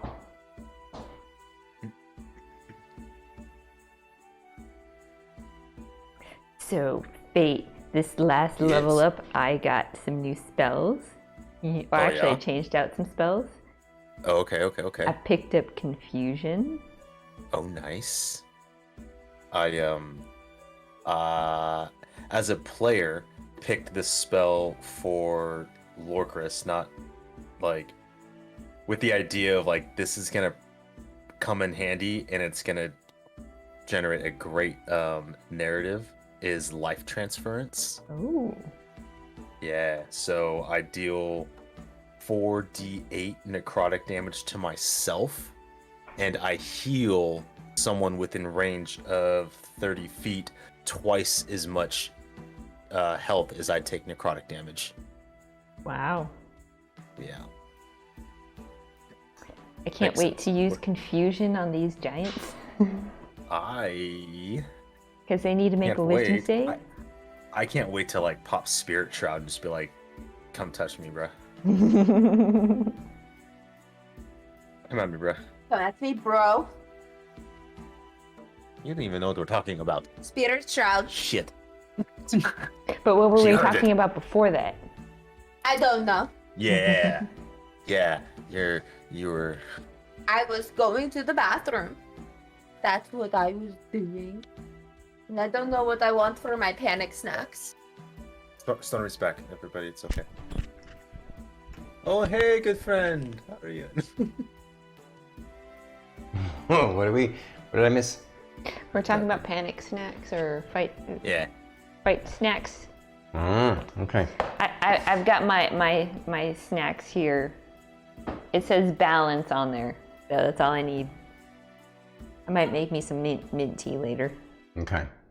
Oh, I'm ready. I might steal sleepy some of time those tea. later.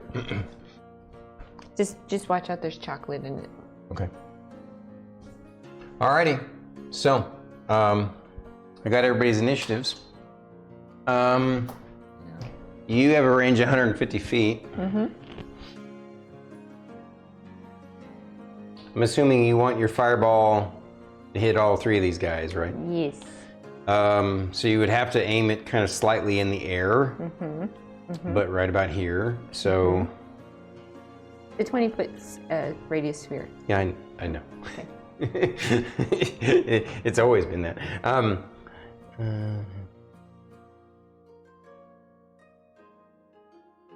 So it's 70 feet from here to the entryway. So roughly another 80 feet back from here is where you guys can kick this off. You think we should try to get closer?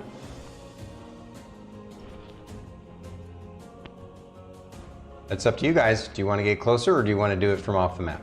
I want to start it from off the map because I want to see how they react to the fireball. Oh, that's a good point. Okay. Yeah. Okay. Well, let's see if you get to go. You do. All right. So, Lorkris, you're first.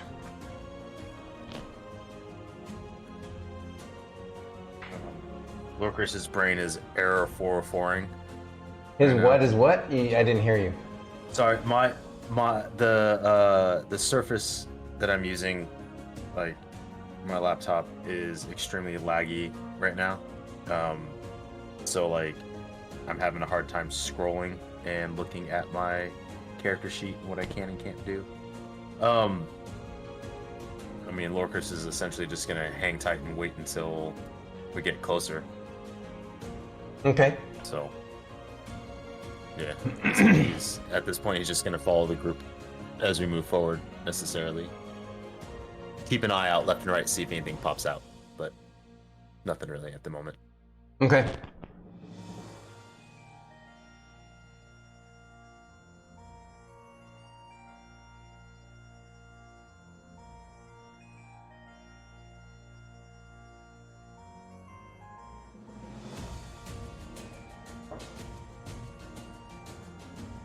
All right. So that means that you're next, Ray. You're gonna kick things off with a fireball. Yes, I am. All right. Your fireball blows up mid-air, right about here. So 5, 10, 15, 20. 5, 10, 15, 20. Yeah, easily is gonna get all these guys. Probably do some damage to this wall. The tower, even set this wooden wall on fire a little bit. I'm gonna have. They gotta make me some dex saves. They DC do. 18. Yep. DC 18. Let's start off with the two ogres. Borrow a D8. Actually, oh, you need another D8? Yes, I'm a short one. Thank you. So actually,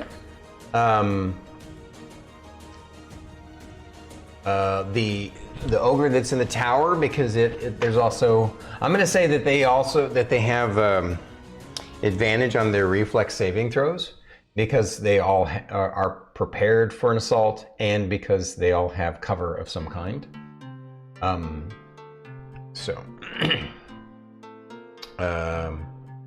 There's the DM making it harder already. No, it's realistic, you know. Let's see here. Makes So,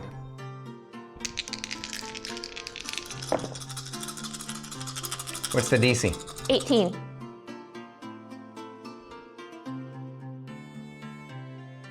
18? Mm-hmm.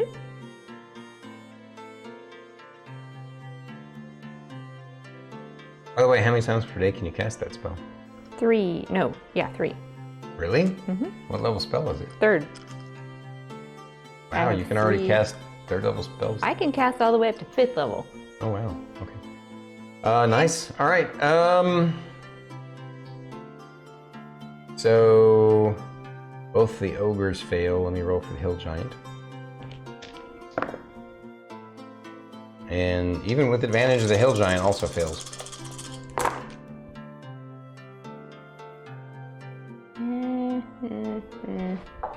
Starting off strong.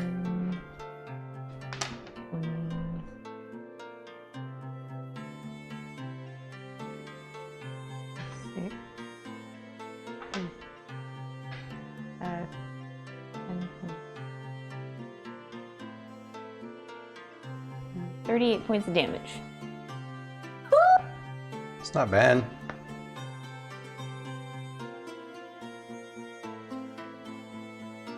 Thank you.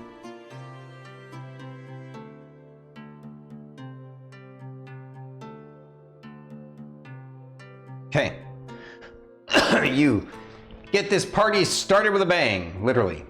Fireball blows up at them. They all freak out running for cover. When it's their turn. Mages! You hear them yelling. All right. So that was their turn.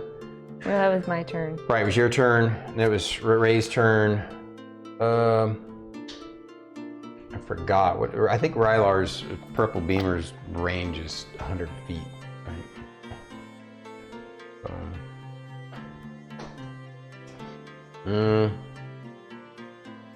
He says, "What you want me to do?" And he just waits for instructions. Does nothing. And, Eldritch Blast is 120 feet. huh? Eldritch Blast is 120 feet. Well, it's still outside the range that you fired. So, at this point, let's see, that is next, and then that, and then, all right. Turns out the ogres and the hill giants all rolled the same initiative, so they're going at the same time. This guy ducks back down into the tower. You don't know where he's at. He basically kind of vanishes from your angle, from your view.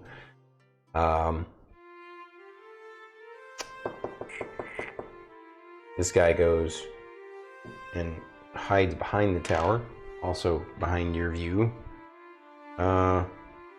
And this guy is going over here, trying to hide behind this big ass rock over here. And kind of, basically they all took full cover, where you don't even see them anymore. They're not dumb. And now it's Fern's turn.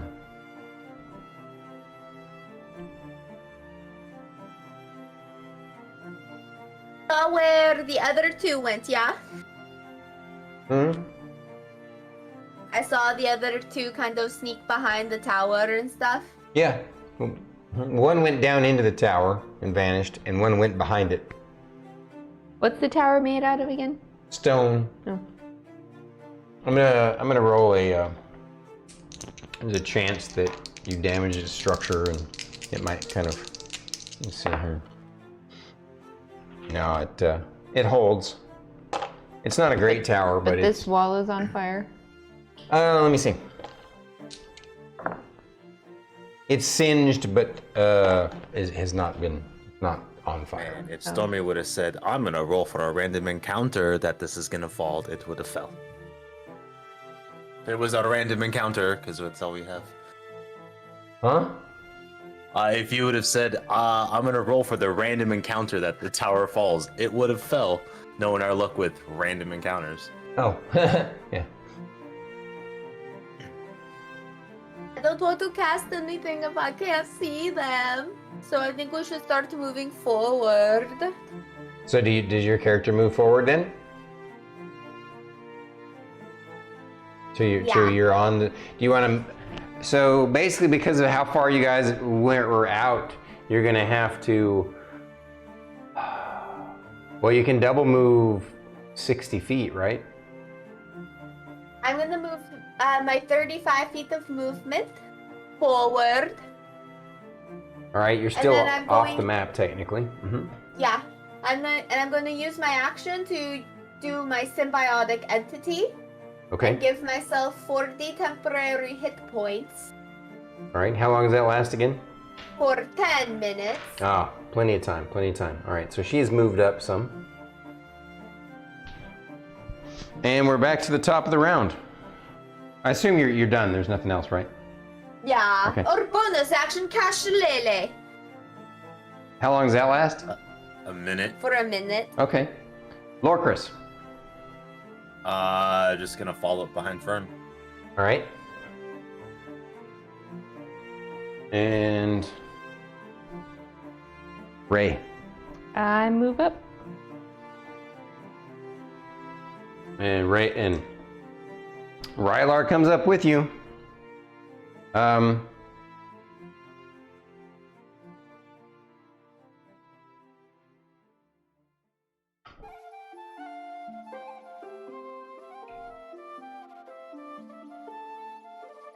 You guys see the hill giant kind of pop around the corner briefly, knocking over the brazier. And he chunks a rock at extreme range at Lorkris. He's gonna be at disadvantage because of it's outside the 60-foot range. It has a 240-foot range, but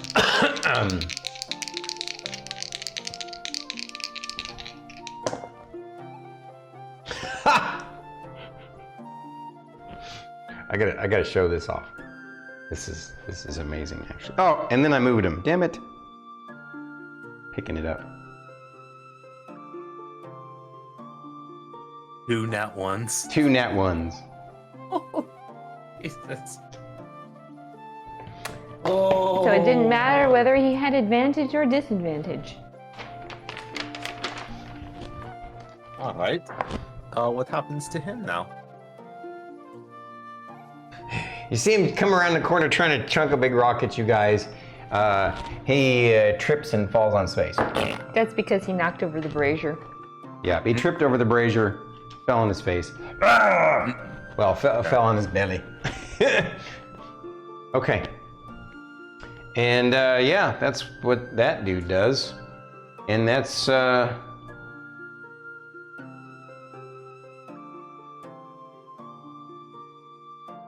then everything comes back around to Fern again. Oh, what sort of snackings did you get? What you got? I just grabbed cheese and crackers. I just needed something to eat. No panic here. He is on the ground. Yes, Can I see him? Yeah, he fumbled. He went prone. He tripped over a brazier.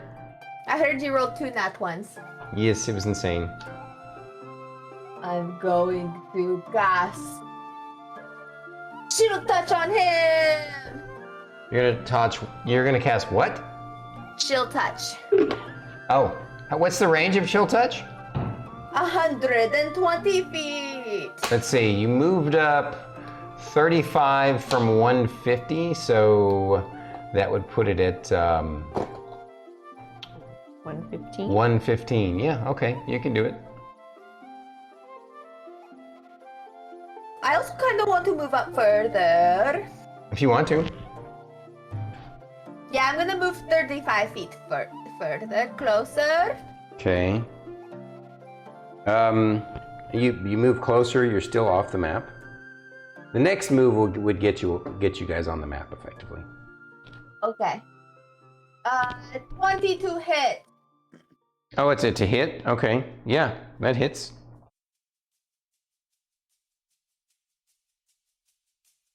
10 points of damage. Nice roll. Wow. Okay. And anything else?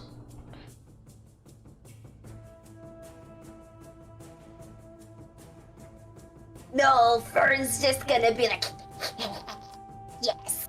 Right on. Lorkris, you're up, sir. I'm gonna just maintain pace. Okay. I'm putting you guys even with her, even though she's technically 5 foot step ahead of you all. And am I going to assume? Well, no, I shouldn't assume. Ray, which up? I'm gonna move up 30 feet. And I'm gonna purple beamer the giant on the floor. Oh yeah. So you get a shocked, excited look on Rylar's face as he sees you cast his purple beamer at the hill giant. That's my to hit again. That's a 22 for the first one. Yeah. I'm just going to move Rylar up because he's going to do the same thing you're doing. And a 16 for the second one.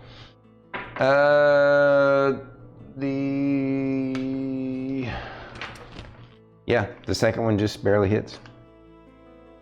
By the way, you could tell, now that you're a little bit closer, you can tell that the hill giant is actually wearing some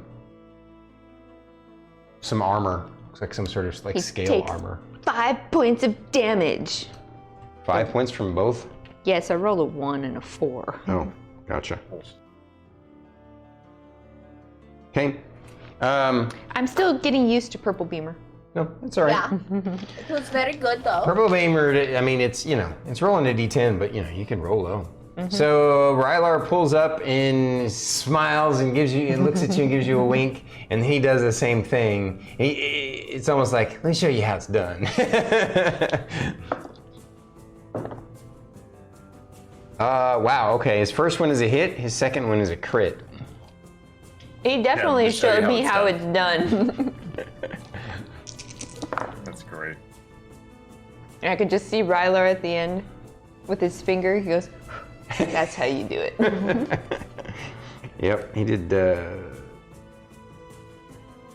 16 points of damage.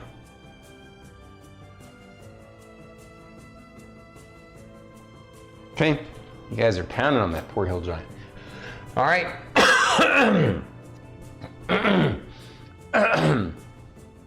And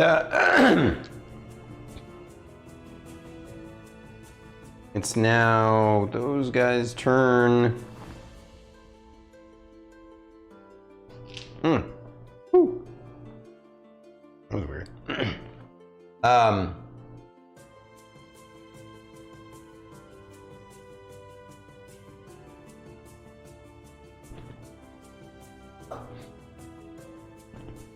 You hear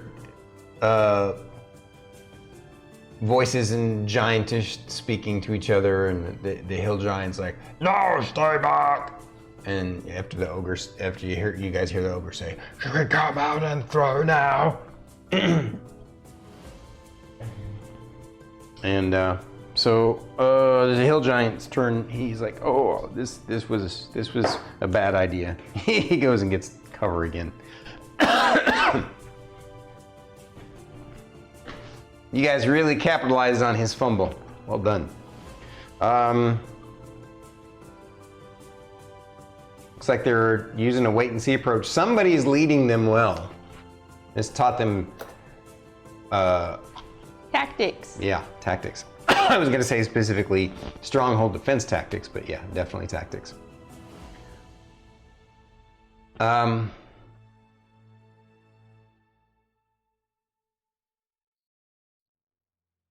So, back to the top, bottom of the round. Fern, right? I'm bottom of the round.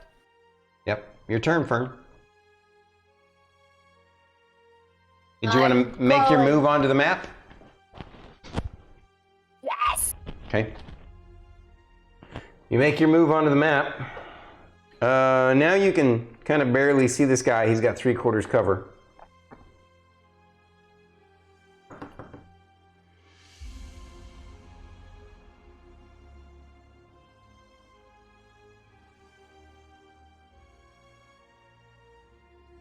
You can also, I'll say that you can also, where'd he go? Anyway, you can barely see this big ogre, like just kind of poking his head around the corner of this tower.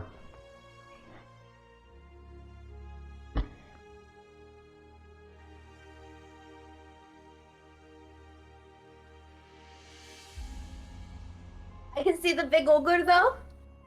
You can see the ogre and the hill giant. They both have 3/4 cover, which effectively gives them +5 bonus to their AC and dexterity saving throws. Cool. I'm going to cast Erupting Earth at 3rd level at the ogre. Oh. What's the range of it? 120 feet at a 20-foot cube. And you're gonna target like this ogre right here, that's right next to the tower. The tower? Okay. I'm gonna knock over the tower too on purpose. All right. Or try to. What's he gets a saving throw? Dexterity saving throw. Okay, dexterity saving throw. He fails. I'm going to say that the tower gets a structural saving throw. And I rolled a 3. So it's going to fail. And basically, your erupting earth at the foundation of the tower causes it to crumble, and you hear a 17 points of bludgeoning damage. You guys don't see this yet, but this ogre's been completely, like, the tower collapsed on. He was hiding just inside the tower. So 17 points of bludgeoning to the ogre. Yeah.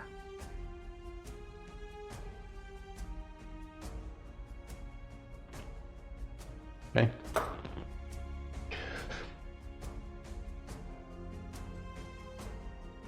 And all right. Anything else from you, Fern?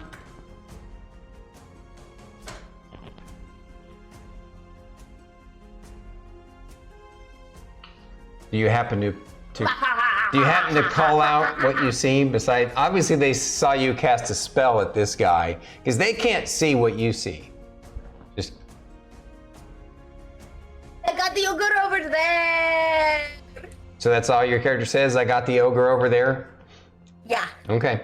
All right. Good role playing. She's not quite there yet with all the tactical communications. All right. So that was the bottom of the round. Top of the round, Lorkris. Lorkris is gonna move up and keep pace with Fern. So he's gonna only move up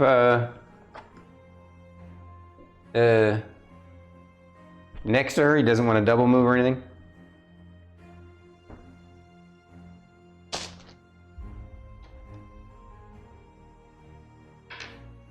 So separating too far from the pack seems foolish. Okay, but fair enough. I feel, he's gonna start in a minute.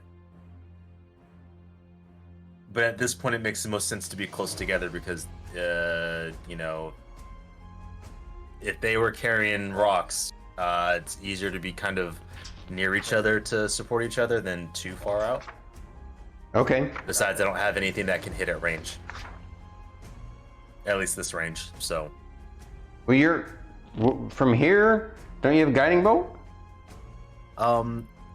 Nope. You don't have it prepared? Yeah, unprepared guiding bolt because it wasn't.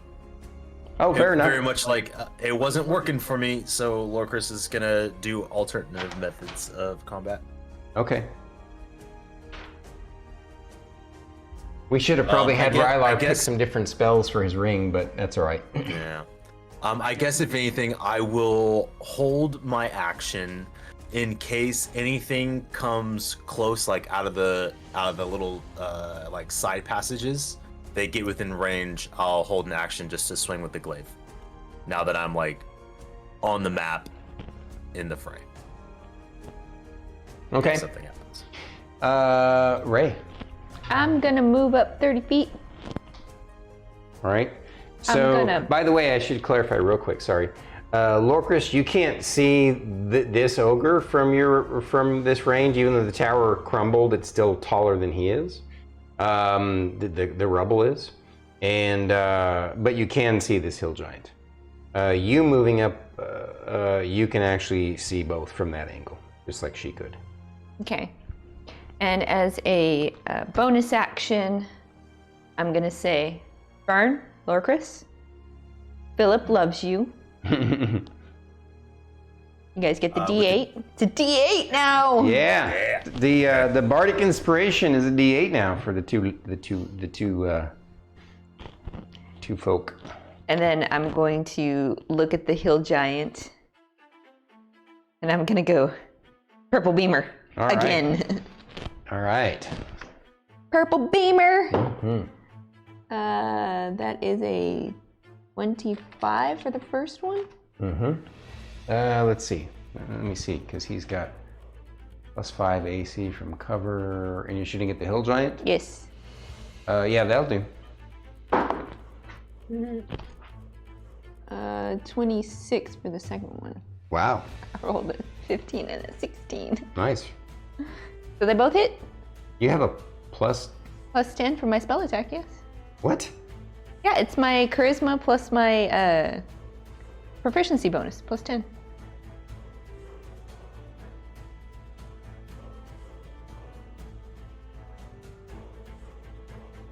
My charisma's a 22, so it's a plus 6.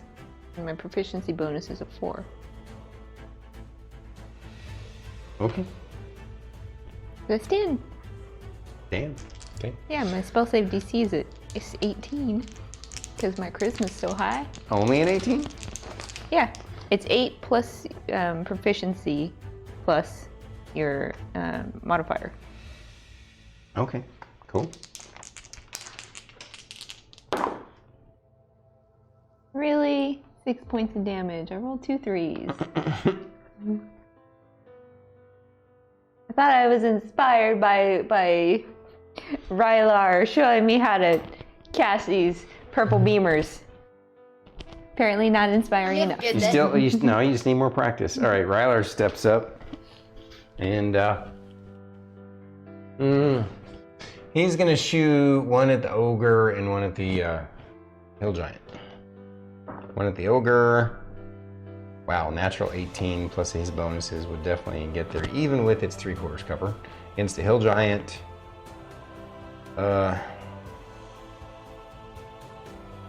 won't get there because of the 3/4 cover. So he misses the hill giant completely.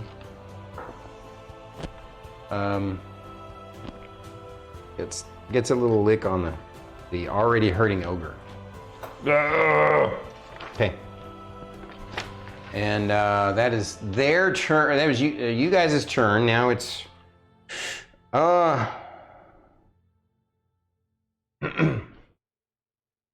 then you hear the hill giant yell out,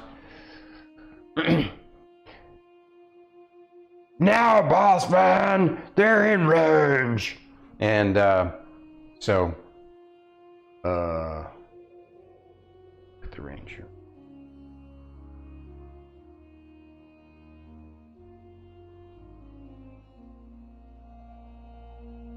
Where'd he go? Okay.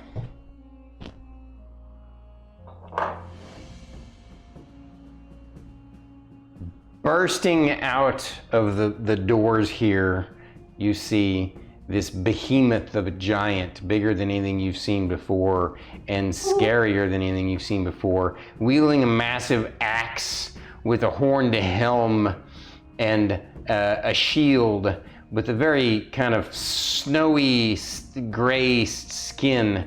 The ice giant Viking comes crashing out to here, and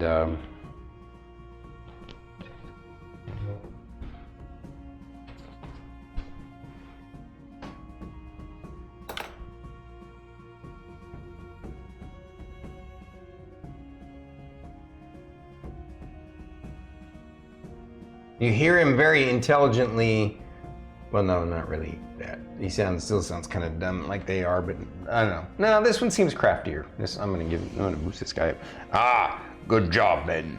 And he's gonna basically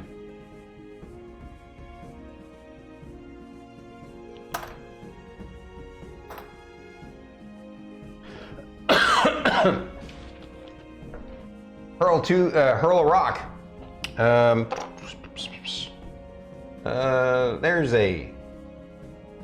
gonna roll a percentile die. Lorkris, you're 0 through 24. Fern, you're 25 through 49, etc., etc. Or I could roll a d4. That's probably smarter. 1, 2, 3, 4. Lorkris. Of course. A big ass rock comes hurling your direction. And your AC, sir? 20. See.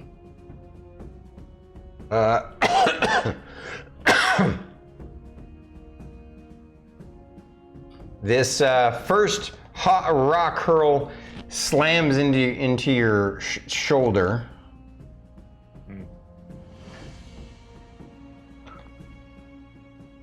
1, 2, 3, 4.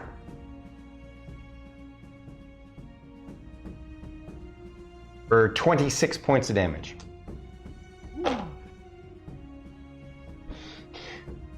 And the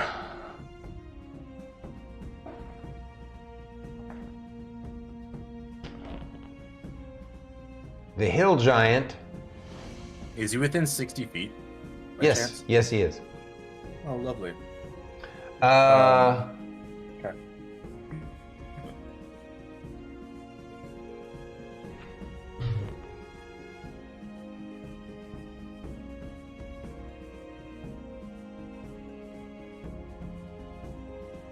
And he yells to his men, "Get over here!"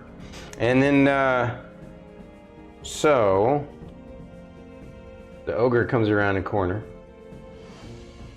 as well. Let me see. Is it his turn yet? Let me see. Yes. As is the hill giant. The hill giant, having been beaten up by you guys, he's going to stay behind cover and throw rocks from over there.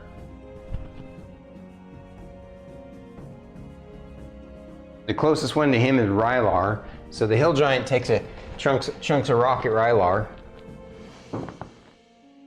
Ooh, that's a natural 16. That'll definitely hit.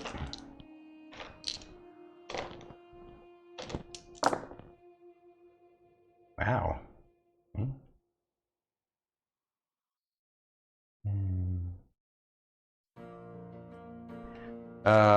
Smacks Rylar for 28 points of damage. Everybody's meeting their gods tonight. Okay. And then the ogre, he's gonna chunk at the little green mage. He's gonna chunk at her. Ooh, natural 17. So that's gonna hit. Oh, you're throwing at Fern, right? Yes. Oh damn.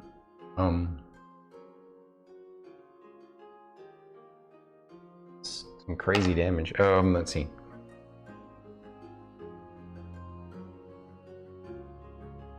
Yeah, 35 points of damage from that rock. It glances across your head.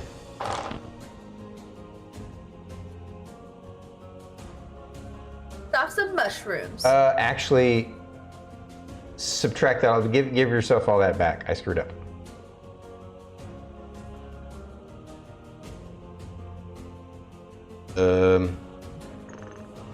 Yeah, I was using the damage from the frost giant, which was not what hit you, so I need to re-roll that. So give yourself that back.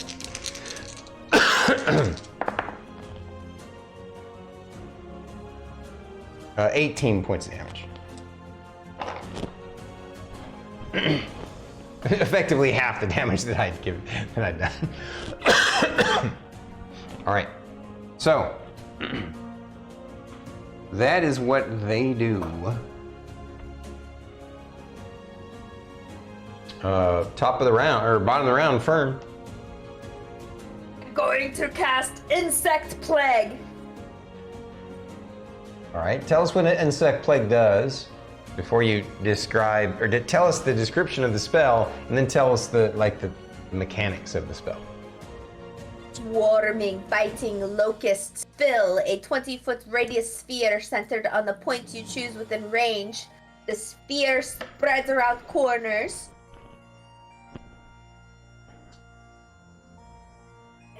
The sphere remains for the duration, and it is lightly obscured in the area's difficult terrain. Okay. When the area appears, each creature must make a Constitution saving throw.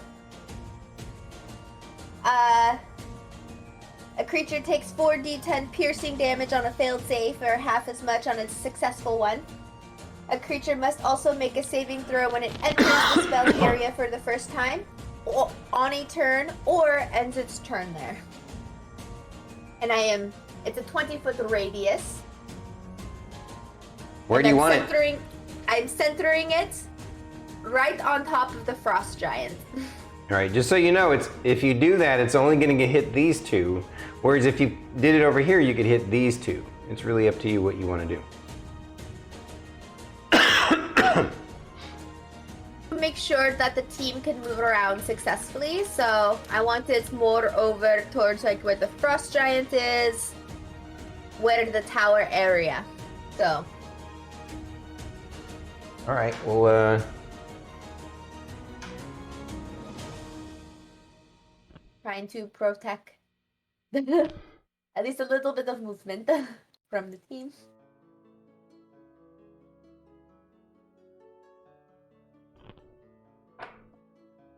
and how long does it last? Concentration up to 10 minutes.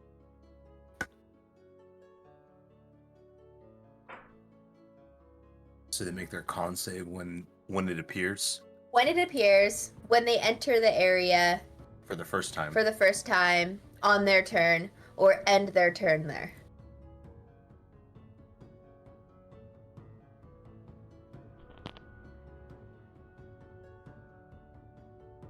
So they won't, this won't happen until their turn, right? So when the area appears, Mhm. they must make a Constitution saving throw. Oh, okay. And then after that, it's when they enter it for the first time on their turn or end their turn there. Gotcha. All right. So then let's start with the ogre. Con save, you say? Yeah. 40-10. What's the DC? 17. 17. All right. Well, I rolled crappy for it, even though con is its good save. It failed. So what happens? 40-10 piercing damage. So 24 points of damage in total. Let me roll a save for the frost giant. You said 24 total? Yeah. All right. He made his save. He would get 12. So 12 to him.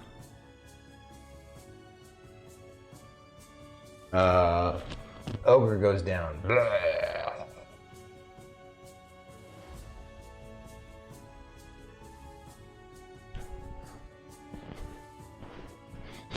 The stinging, buzzing insects gnaw through his eyes and into his mouth and fill him with death. All right. So that is Fern's turn. Did you want to move?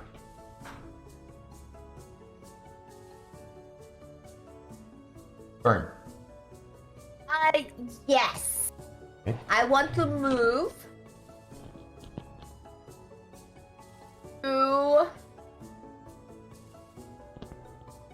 to the right towards like that little hallway. That's to the left. To the left. I'm sorry, that was me.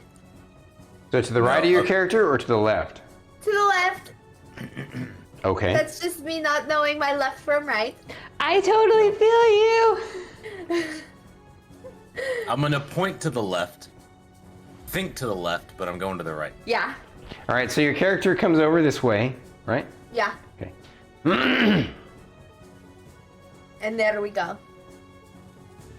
Do not enter the bugs, you guys. Okay. She says that. Next is going to be top of the round, Lorkris.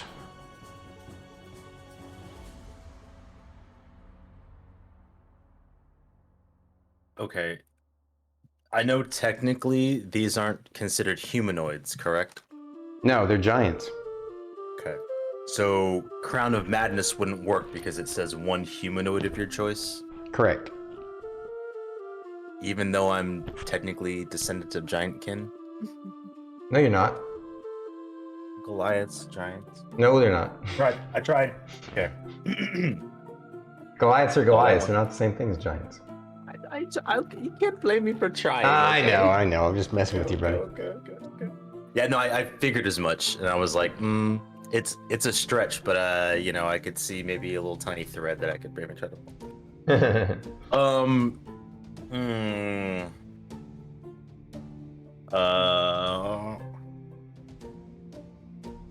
Okay, I'll do this. Emillynn, do you want me to flank to the right and try to swing around behind them? Gonna put that out there. And then as after I say that, I'm going to look at the Frost Giant, because this is gonna be command to a creature I can see within range. And it's a wisdom saving throw of 15. So you're gonna cast command at the Frost Giant. Yes. And you're doing a wisdom saving throw. 15. Okay, gotcha. Yeah. What do you? I'm gonna have you tell me what the command is, even if before you know whether it's successful or not. Just so, because sometimes certain kinds of commands, like if you were to tell it to kill itself, then it would get a bonus. It's not one of those. So tell me what you're gonna tell it to. I want you to role play what you tell it in your command before it even rolls. So in Giant, I'm gonna tell him to grovel. Okay, and you're doing this at the Frost Giant? Yeah. Okay. Yeah. With grovel, the target falls prone and ends its turn. Gotcha. Unfortunately, he snickers and says, "I'll eat your bones." Because I rolled a natural 15 on his save, and he has a bonus of +3. Okay. So you cast that spell, and you asked Miss Ray if she wants you to flank to the right. Yep. Okay. And it is now her turn. Yes, Lorkris, go. I look at the Frost Giant, Rylar, focus on Hill Giant. I look at the Frost Giant, and I'm going to cast Confusion on it. All right. Okay. It's funny if you guys were attacking him with actual attack spells and stuff. He has half cover because of the palisade, but the low wall. But all right. So it's a confusion is a wisdom save. Yes, DC 18. Okay. And what does it do? What's the total? What is it?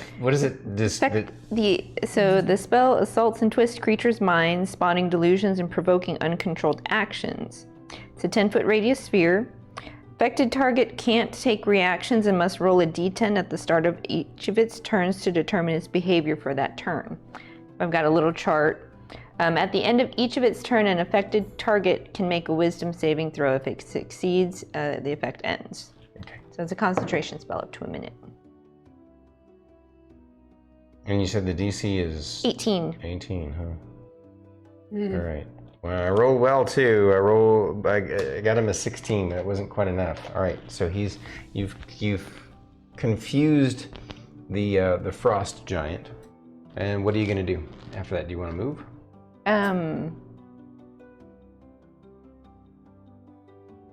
The size of the wooden barricades, those can provide half cover to anybody who wants to kind of hide at the edge of them. Or the rocks, depending on where you go, could also do the same. Sure, I'll move up to right here and give myself half cover. Okay. Alrighty.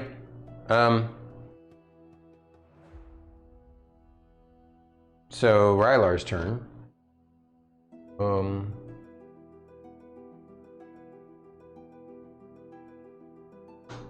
He's all like, "What you guys want me to do?" And he's gonna. I did tell him focus on the Hill Giant. You're right. Oh, you did? Yes. Okay, I missed that. My bad. So he's gonna come over here and kind of sort of following your lead there and shoot at the Hill Giant twice.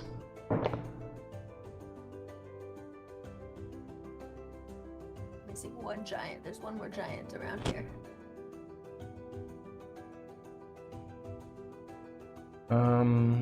Wow, exactly a hit.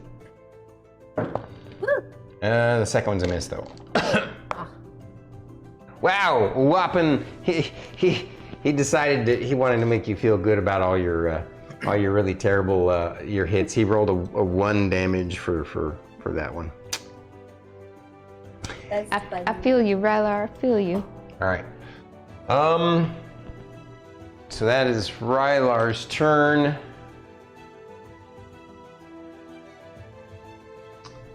And you hear the frost giant go. It's his turn? No, sorry. Yeah, it is his turn. Then he needs to roll me a d10. Well, first I have to. Oh. He's still in her thing, so I need to roll that. She needs to. What is your thing there? That's at the end of his turn. Oh, okay. Never mind then. So tell me what he does. What am I rolling? Roll me a d10, and I'll let me know the result. 7. 7 to 8. The creature uses its action to make a melee attack against a randomly determined creature within its reach. If there's no creature within its reach, the creature does nothing this turn. All right, so Frost Giant is confused and stays put. In which case, at the end of its turn, it takes. Constitution saving throw. What kind of saving throw? Con. Con. DC is 17. Missed it this time. 22 points of damage. Not bad. Okay. He can also roll another wisdom save. Oh yeah, at the end of. For your thing. Okay. 18. Nope, not quite there. Okay. Way to lock him down inside her thing. Nice teamwork, you two. Teamwork makes the dream work. Speaking High of, five. so now it's the hill giants. The ogre is already dead. The hill giant's turn. Yummy elf meat. Yes. This guy comes around the corner here, gets himself. Oh, I can barely fit. He's like super fat and sticky right around here. He reaches out to try and grab her though. A reaction. Okay. When he has to make. Hold on, I'm sorry.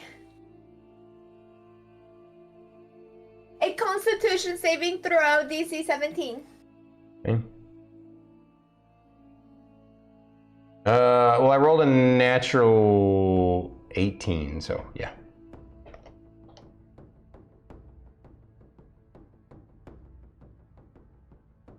The hill giant tries to grapple you.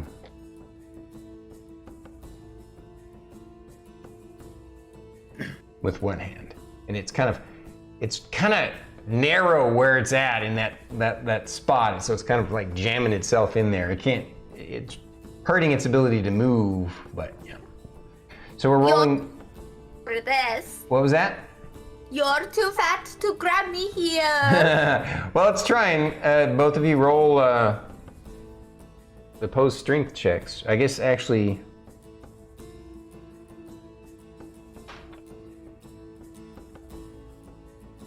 Yeah. Let me refresh my memory on 5e grapple. Strength checks, right?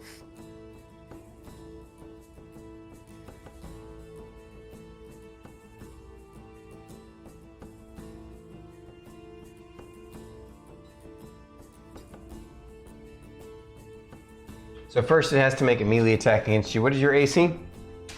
16. All right, so that succeeded. Let me see what's next.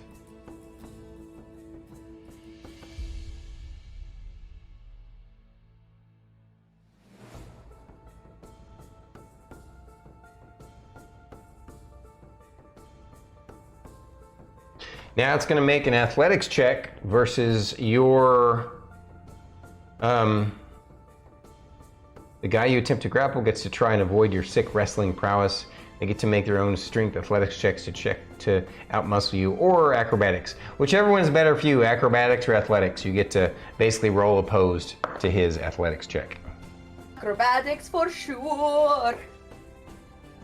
Oh no.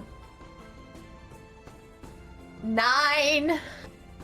All right, the hill giant definitely grapples you. It tries to, with one hand, it tries to grapple you. With its other hand, it tries to bash your head with this club. But because of the tight space, I'm effectively giving you like half cover. So what's your AC? What's your AC plus 2? 18. Okay. Oh wow, just under. I rolled a 9. He has a plus 8, so it was a 17. So he just didn't bash you.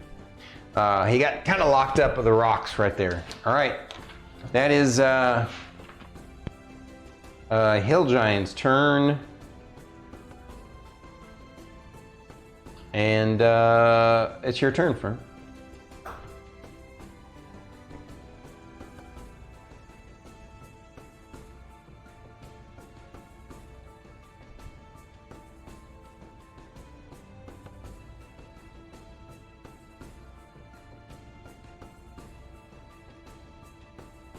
I didn't hear you. What? I'm gonna whack him with my stick. Gotcha. Shillelagh time.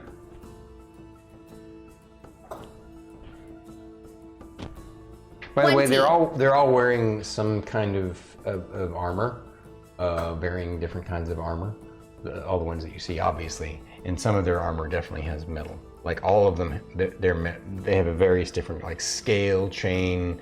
This guy obviously has a mixture of like, yeah. Oh yeah. Just for clarification. He's If you confused get to right that. now. Yeah, no. I'm just saying, you know, whoever you want. All right, what'd you do, Fern? 20.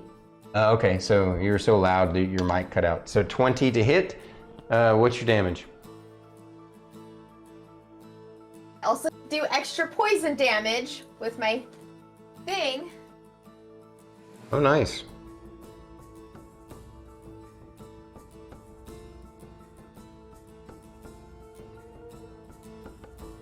A D8 plus 5, and then 6, a D6. Okay.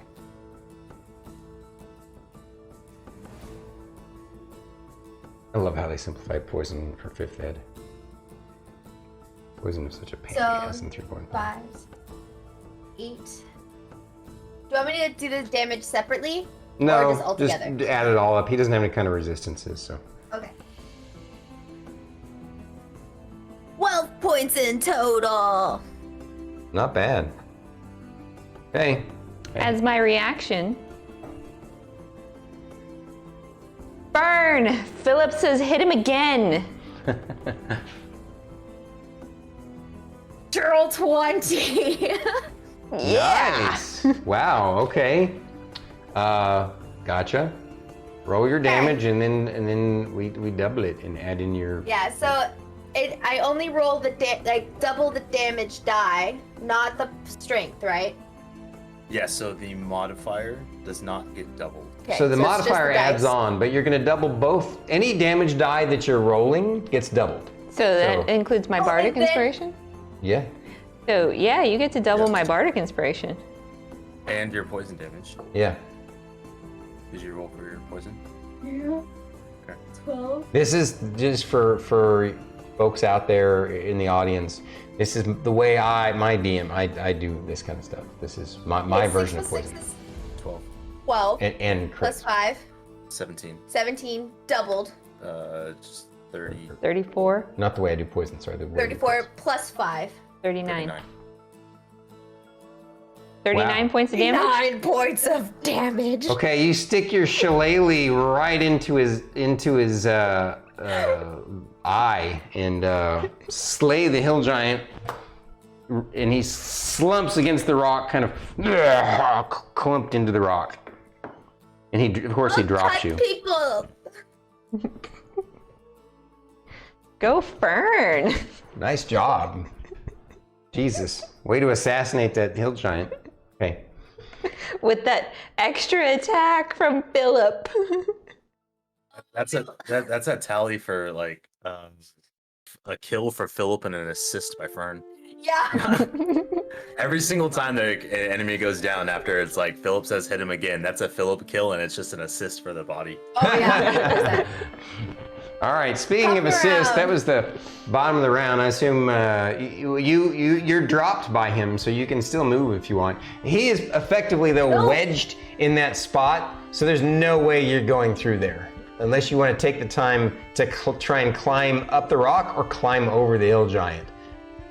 I'm just gonna turn to Lorkris and just be like,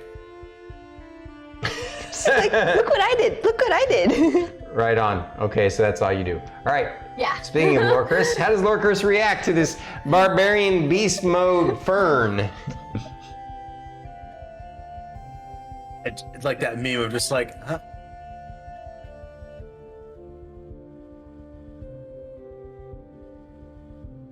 Okay. Yeah, well done. What is going on? Lorkris is just like, do I even need to be here at this point? You haven't done. Like he's like, I'm about to like dart off to the right, and I'm just like, is it even worth it? I know. Okay, well, Lorkris, will look at Fern and just be like, yeah, oh yeah, okay, going this way, and he's going to dash. So he's gonna do full movement. I'm gonna go to the right and hook around that, down that way. So I'm going to movement as I have 30 feet. As soon as you get, before you even have to dash, as soon as you get 30 feet, suddenly a huge gray arm comes flying out of the shadow from the stone. You realize that there was The stone. a massive stone giant. Where'd he go? Stone giant that was hiding in the rock, hiding basically kind of clinging to the rock from a position, and effectively they have advantage on stealth checks to hide. And I had rolled a natural 19 plus his bonuses, so even nobody would have seen this guy. So basically, you close distance, and he just immediately. Now, just so you know, you because your action was to dash, you're not going to get to attack this turn because that was the action that you set forth. Even though you didn't get your full move, just to clarify. So, but he basically surprises you with a sneak attack. Although he doesn't have like a rogue's stealth, so it's not going to matter. He just basically gets an attack on you. And your AC is a 20, correct? Yeah. Okay.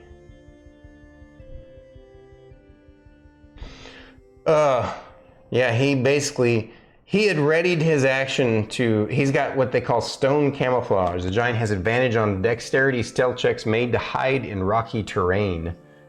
And, now's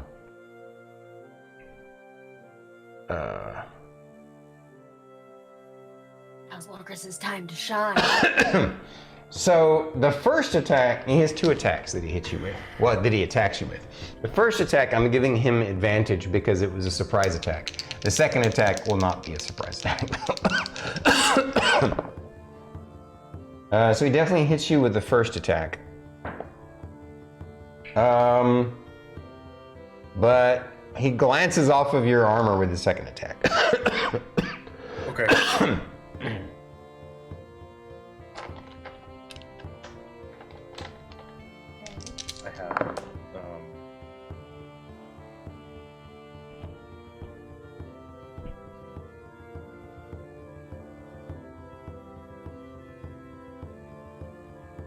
I have 25 points of damage.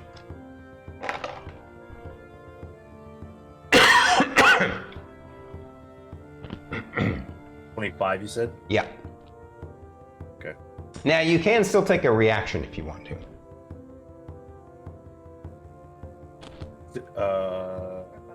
Okay, hang on. 1 second. You take note of this stone giant. You know, you guys have faced a stone giant before. This one's skin seems, there's certain parts of his skin that almost seem like they're rock itself, like You said 20. It was 25 damage, right? extra hard. Yeah, 25 damage. Okay.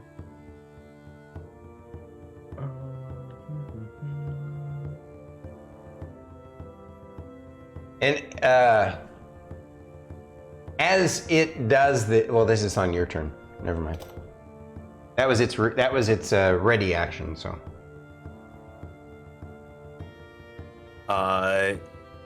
And I take it has reach, right? Yeah, of course. They all do. Figured. Okay. What?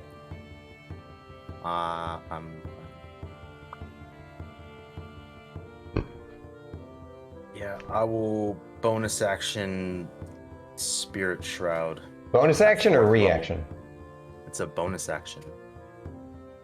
You, like I said, you can take a reaction, but a bonus action would have been something you would choose at the beginning. You know what I'm saying?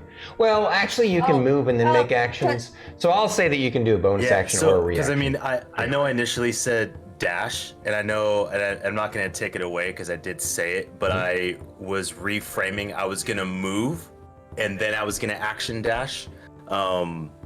Which arguably would have allowed me to take an action if I really wanted to try to fight it. But I mean... I'm not sure I follow you. You said you were going to dash. No, I know. And I was reframing what I was saying. When? But it should still allow me a bonus action for... No, yeah, like I said, you can do a reaction or a bonus action.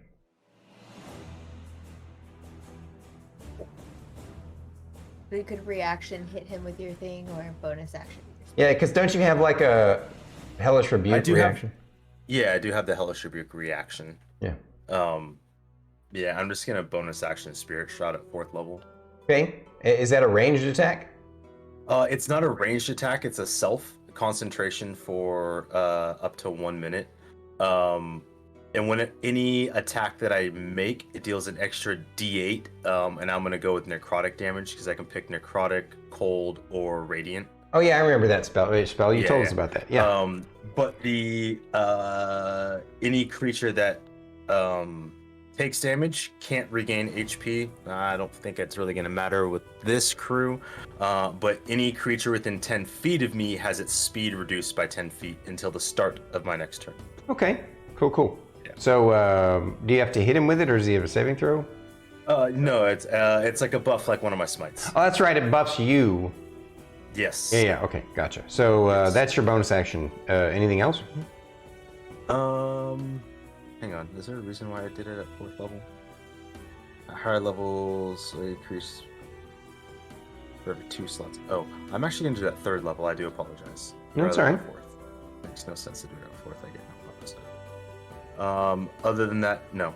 I'm just going to glare at him. Okay. Roger that. Sorry for ruining your plans. No, there was no plans to ruin. I was essentially going to do the same thing. I was going to come around that corner, hit Spirit Shroud, and then charge in. And he just caught me short. But we found the stone giant, which was important. All right. So that was Lorkris' turn. Ray, there's a new player on the field. There is. But I would like to deal with this frost giant boss. Frost giant. What does my character know about frost giants? Roll me what? I guess whatever. History? Yeah. I mean, I guess so. 27. They're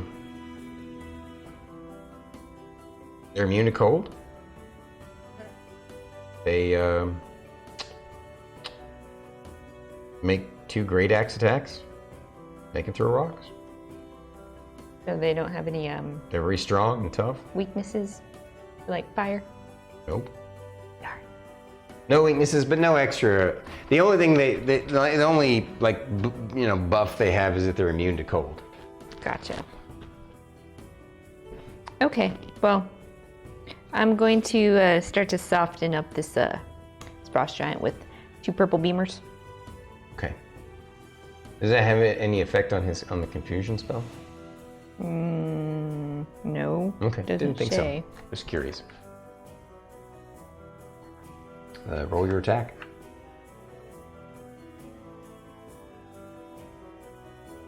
First one is a natural 19 plus 10.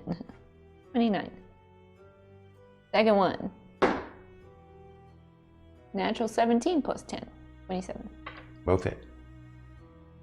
By the way, I'm going to retcon something slightly. I forgot. Rylar wanted to just yell out on his turn that the Frost Giant's shield is glowing, is magical. 11 points of damage. Yes. 11 points of damage. 11 points of damage. Okay. And, well, it's about to be his turn anyway, so. Yes.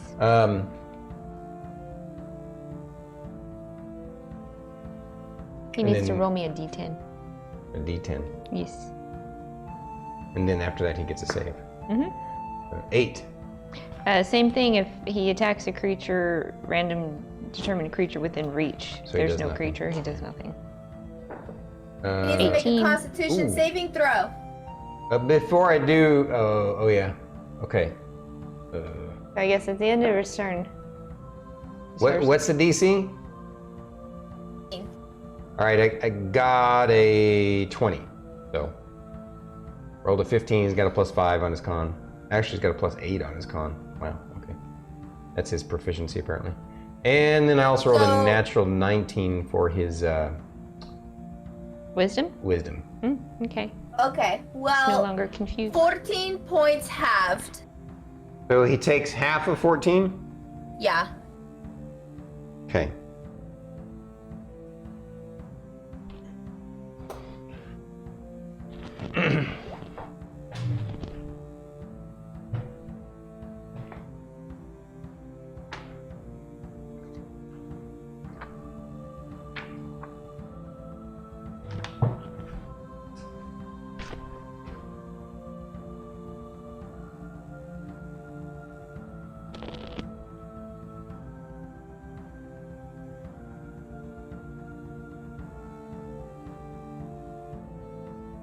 And that was on his turn?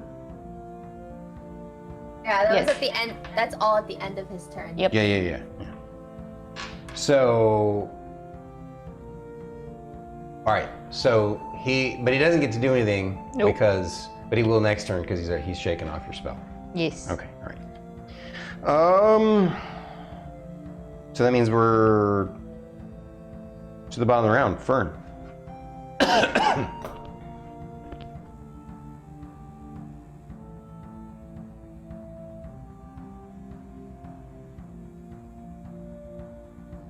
I'm going to run out where I'm like looking like down the middle of like the two barricades where like Rylar and Emillynn Ray are standing. Mm-hmm. But I'm just gonna be running straight. So I'm running directly. No, sorry, I don't know how to explain this. She's gonna run directly to the right Just directly to the right. and line up with the center. Yep. Yeah.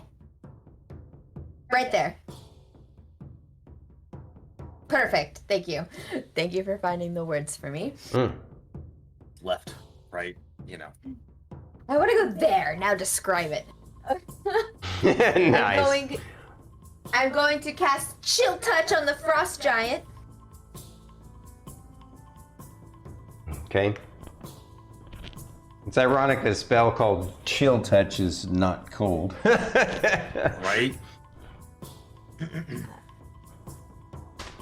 12 to hit.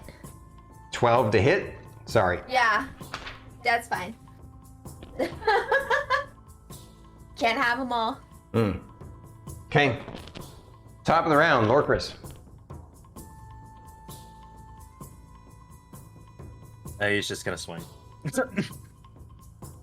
Swing. From the table side Yeah.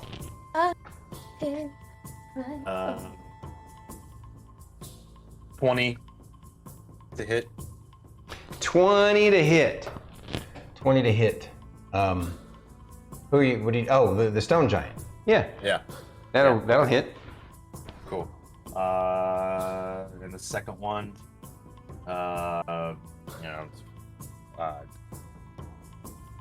27. That hits. Yeah. 27 will hit. Okay. So that is going to be this plus. I think it's just 1d8. I want to make sure. I believe that's what. Don't forget it's touchscreen. And don't forget that touch doesn't particularly work best with me and sweaty hands constantly. Yeah, 1d8. No, I know. Okay. So the first one. That is cocked. Okay, so 7 on the weapon die, so plus 9, 16, plus 6 necrotic, so 24. You mean 22? 22. You said 16 22, and 6, sorry. right? 22. Yeah, 16, yeah, 22 on the first one. Second one, not very good. 12 total. That's everything. So 22 and 12.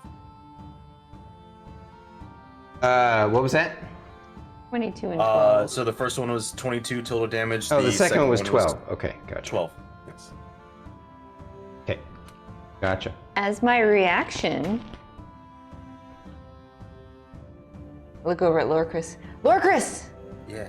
Yes. Philip says hit him again. Okay.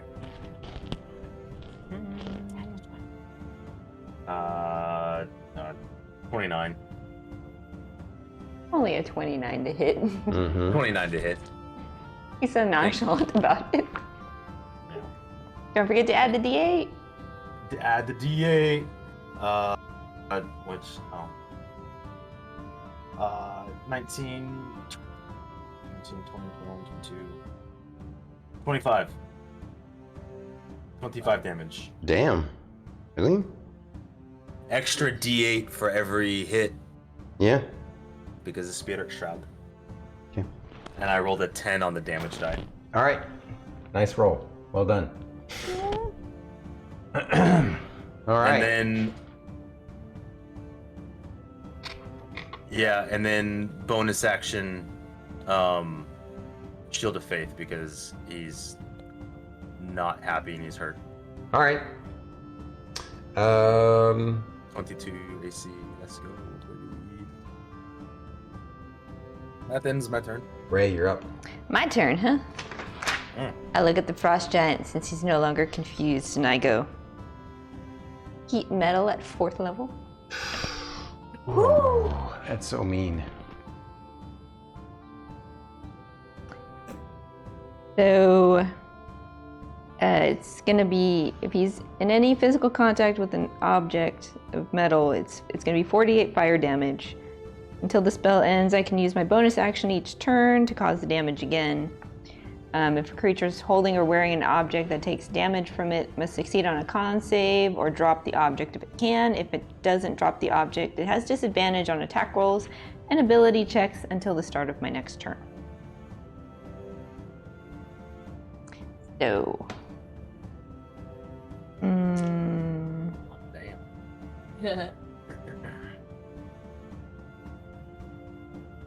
all right. So, he's wearing. He's wearing armor that has metal for sure. Okay, you can cast it on his armor. Okay. Ah! 17 points of damage. Okay. And as my bonus action for this turn, I'm going to yell again. Fern! Lorkris, Philip loves you.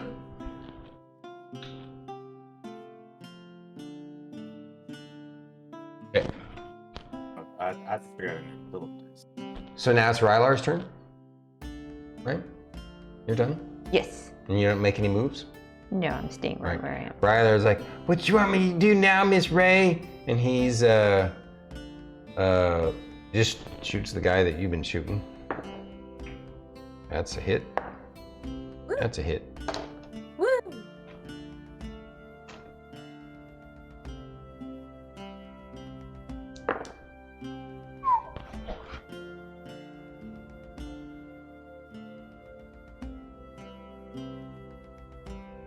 Oh, did he make his con save for throw or drop the object that's causing the... He's gonna have to take his turn to take his armor off. Oh, You can't drop it. okay. Like the items that he's holding, the shield and the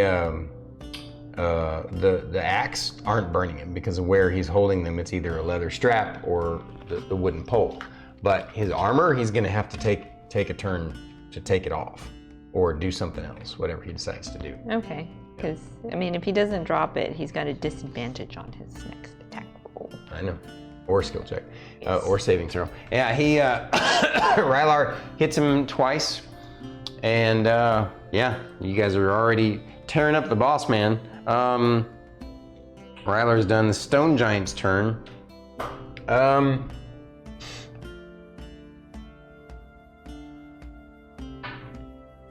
He yells out, "Boss, these mages are mean. We need to get Roscoe the Pit Pet." And what was it that you said? Roscoe the Pit Pet. Got it. And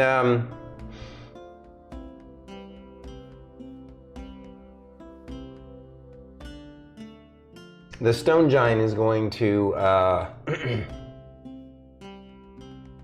take the disengage action. Ooh. No, he can't. Yeah, he can. Well, he can, But yeah. it's gonna trigger Sentinel. Yeah, he's gonna try and take the disengage action to move away. Okay. Sentinel! That is a 20 to hit. Okay, that hits. Drops his speed to 0, right? Drops the speed to 0, yes. Drops him in, stops him in his place. Completely ruined. He ruined your basically double action, but now you ruined his disengage double action. So. And then on top of that, I'm going to Divine Smite at first level. Okay. Yeah, Lorkris is not particularly thrilled at all with this Stone Giant. Oh, hi. Slut.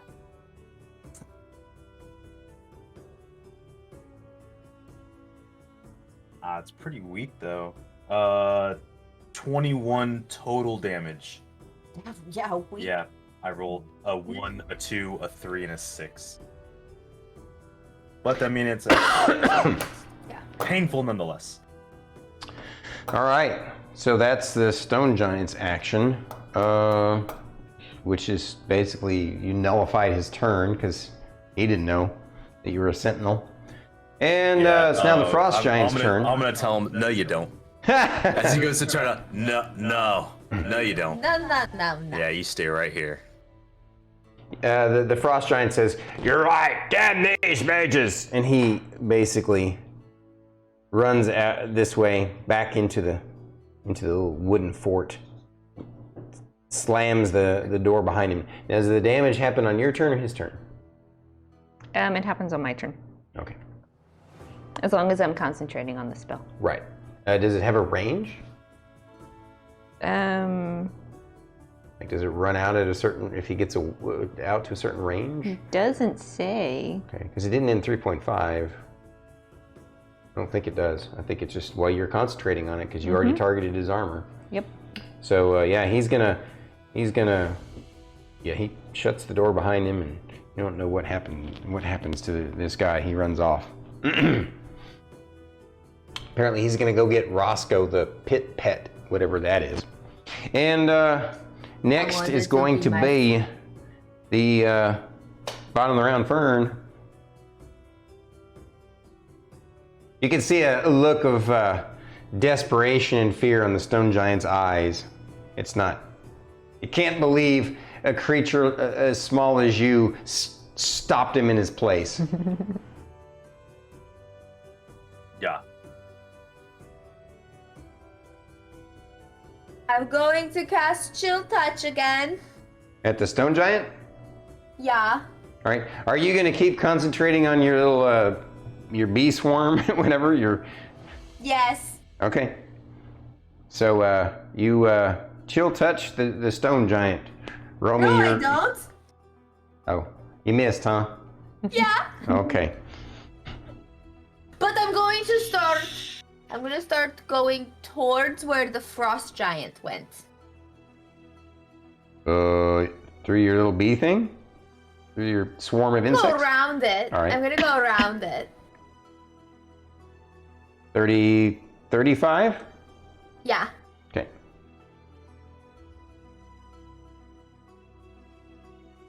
Okay. Then the bonus, hold on, wait, I'm sorry. I'm gonna bonus action cast Healing Word on Lorkris. Okay. Bonus Before action. you move? It doesn't matter. She can do Before? whatever she wants. Oh, before you move? Okay. So that he's in range, yeah. Just Yeah. as you're getting ready to move, you do that. All right. That's fine. I don't mind retconning that. That's a tiny little thing. 6 points of healing. Whoa, whopping 6 hit points. All right. So that's what Fern does. Top of the round, Lorkris. Yeah. We're just gonna continue wailing on this guy. Wail away, sir. Yeah, and as I'm hitting him, I'm gonna say, "You thought you can get away from me?" Swing. Love it. Natural fucking 20. Did you really just roll a nat 20? Damn, okay. Yeah. Nat 20, not cocked. Yeah, 100%. So I'm gonna roll the damage on this first. And of course, I'm gonna hit him with the smeat. Oh, wow, okay. Yeah, I want him down. I want him down. So let's do the damage of that first attack before we do your second attack then. Yeah, I was That's gonna what roll this he's one. doing. Yeah. Because don't forget, you're gonna be rolling the way I do crits, you're gonna roll the smite damage. I mean, you're gonna double the smite damage too, whatever you roll that. So. Man, what are you actually staring at right now, Fern? It's hard to tell. It's kind of creepy. I love those. I'm looking, I'm like, I have my head rested here. Uh-huh. I'm looking this direction. Oh, Yeah. that's. I'm trying to creep out. I'm genuinely just trying to creep out Ares right now. Oh, okay. But you're not gonna wear those every time we play, right? No. Okay, all right. Just Gonna sometimes. try to. So I need to count this with you just because it's pretty nuts. I can't. So, oh, lovely. So 5 + 2 is 7. Mhm. Plus 7 is 14. Mhm. Plus 6 is 20. Double 40 for 40 plus 9. plus 9. 49! Wow. Okay. Roll your second attack.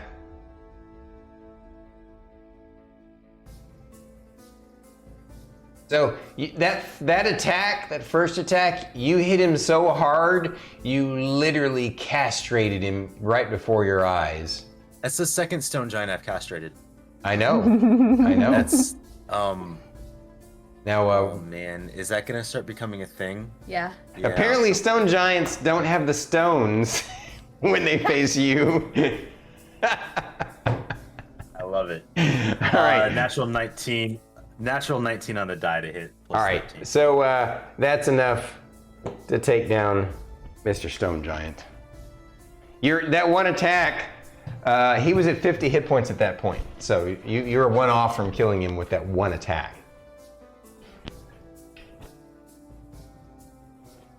I mean, and he started with 130, so you really tore him the F up.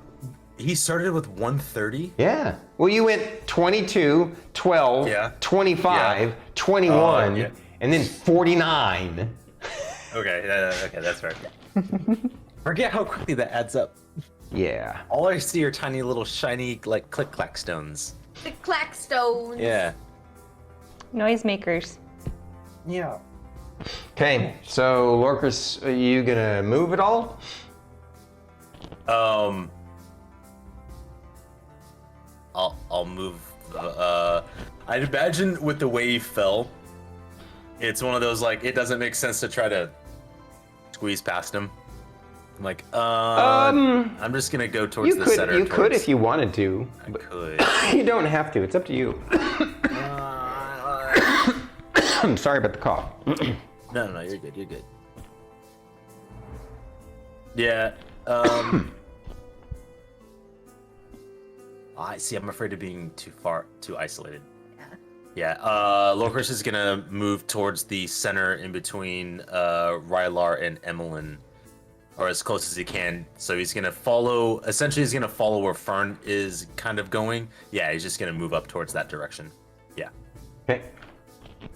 I'll look at Emillynn and go. I got the giant, stone giant. Yeah, he's down. What happened to the big guy? End turn. So, that was Lorkris' turn. Ray, you're up. Heat metal. It's my bonus action. Yeah. On the dude.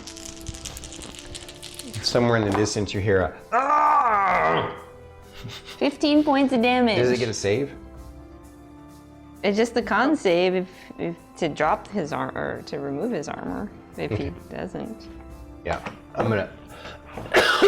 He's still taking the damage this round because he used last turn to go. Find the. Excuse me. Dang it! I'm so sorry for the cough, guys. Wow. You're fine. No, I'm not fine. It's terrible. I'm tired of it. Oh, I know.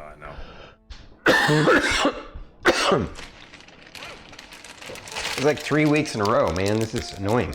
Well, you're going to the doctor on Tuesday about it, so. Tired of going to the doctors. Not that freaking old.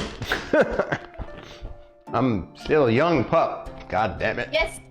Yeah. All right. So whose turn was it? I thought we measured age rather It's my than- turn. I just did my bonus action heat metal on the guy. Oh yeah, and you. I look over at Lorkris and I'm like, Philip approves. So what was the damage? I thought you said 14. 15. 15 was last time. I'm pretty sure you said 14. No, I rolled a 6, a 5, 1, and a 3, so that's 12, 13, 14, 15. Okay.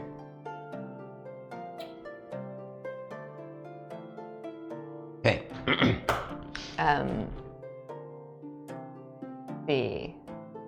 I say Philip approves. Be on the lookout. Big guy went through the doors. Okay. And I'm gonna stay where I am. Rylar! Purple beamer, whatever comes through the doors. Okay. And it's his turn. He says, "Okay, boss." And he's gonna take a 5-foot step and do that. We'll hold his purple beamer Eldritch Blast ready to do that. Okay. Then on its turn, this time it takes off it's gonna take off its armor this turn. Gosh. Drop that AC. Yeah. All right. And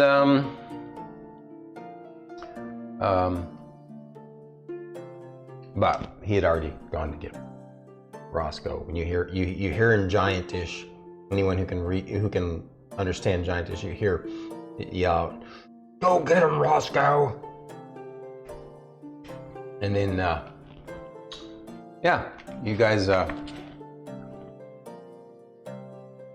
A new opponent has entered the battlefield.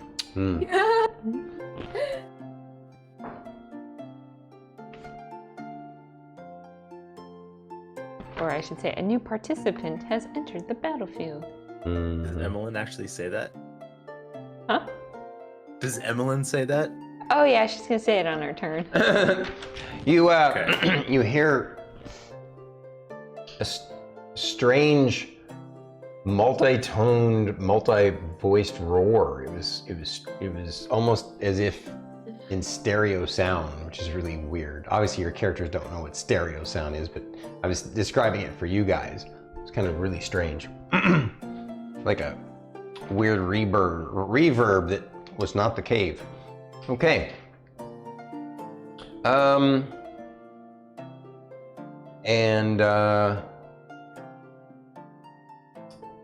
now we're back to the top of the round. Lorkris. No. No. What happened to Fern and Rylar? Yeah. Rylar took a 5-foot step and is holding his action. That should be Fern's turn. Sorry, yeah, it is Fern's turn. My bad. Sorry, Fern.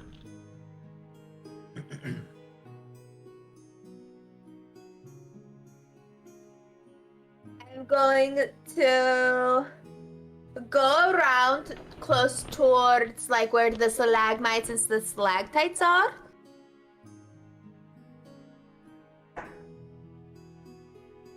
Or would you No, rather be further- like using them as further back. cover, like right there? Yeah. Okay. And I'm going to hold my action to cast Erupting Earth on anything that exits that door at 3rd level. Well, I don't think it targets a person with erupting earth, right? Don't you target a point on the ground? I'm going to target the ground. I'm going to target the ground below the door, and I'm going to activate it as soon as the door opens. Okay, I gotcha. Yeah. And something walks out where it can attack it.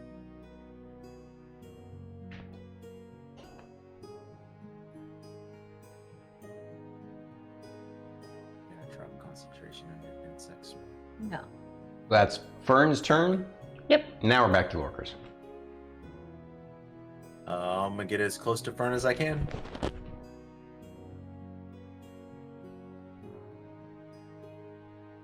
I mean, if you want to double move, you could easily get up next to her or behind her.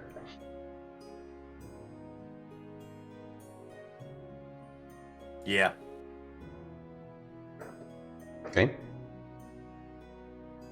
Ray? Did I already give you 2 Bardic Inspiration Yes. Yeah. that time? So you guys still have it? Yes. Yeah.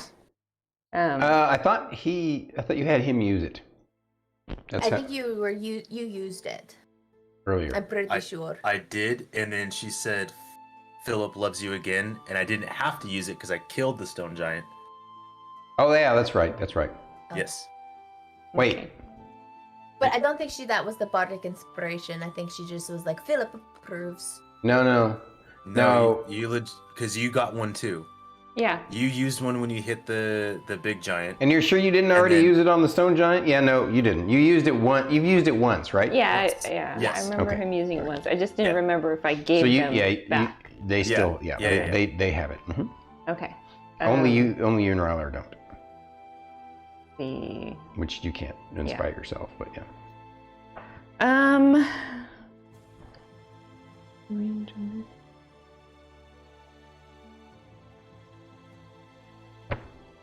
Is Lorkris within 60 feet of me?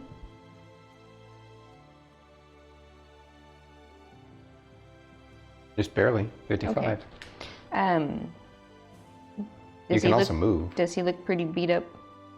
You're gonna have to move up and make it, move closer and make a Okay. medical check. But I'll have you do that as like part of a No. move, like a bonus action.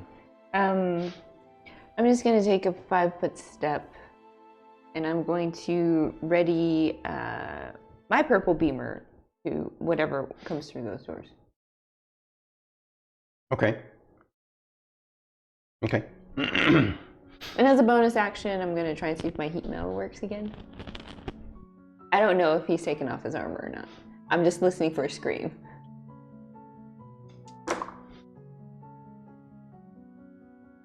Okay. This is on your turn, right? Oh, yeah. Yeah. You don't hear a scream. Okay. You do hear a. No! Wait! What are you doing? Stop! I told you to go out there. Damn it, Roscoe! There's wizards to eat. And then you don't hear anything else. Good thing I'm not a wizard. And it is Thinking the same Rylar's thing. turn. Rylar kind of sees what you do, and but he wants to be closer, so he's gonna do the same thing. Actually, from there he can't. You can't either. It's got this big swarm of insects in the middle.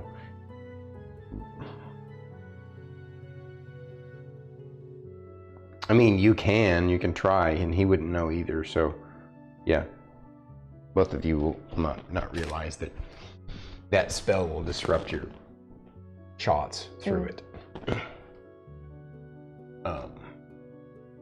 If you want, I'll No, it's fine. back it. Okay, all right. It's just a cantrip. Yeah, no, good point. Yeah, that's what you hear. You hear the frost giant. And then you hear it seems to be arguing with something, and you hear, I eat what I want. Maybe I'll eat you. Yes, we'll eat him. No, Frost Giant is cold and nasty. Lots of different voices, and then you hear the voice say, "Oh well, wizards are tasty. Maybe we should go get him. Maybe we should wait for them." That's what you hear. And then,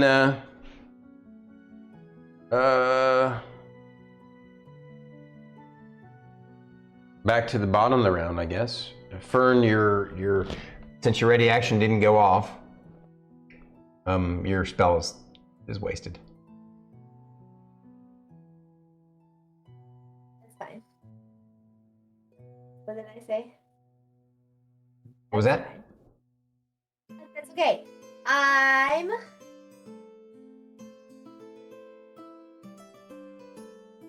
Just remember to turn your mouth towards the mic, please, when you're ready to talk. Yeah. Sorry. No, that's all right. And the position of the mic was fine. We just, yeah.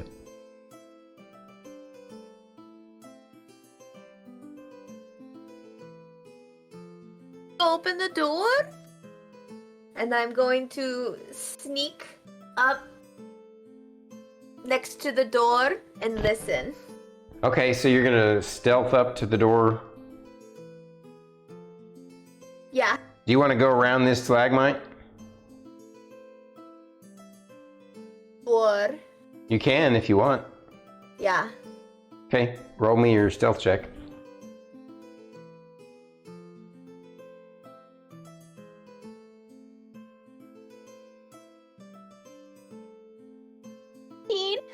What was that?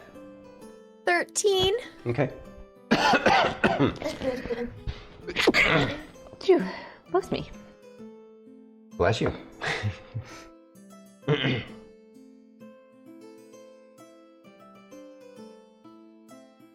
Okay. Sorry. All right. Wow.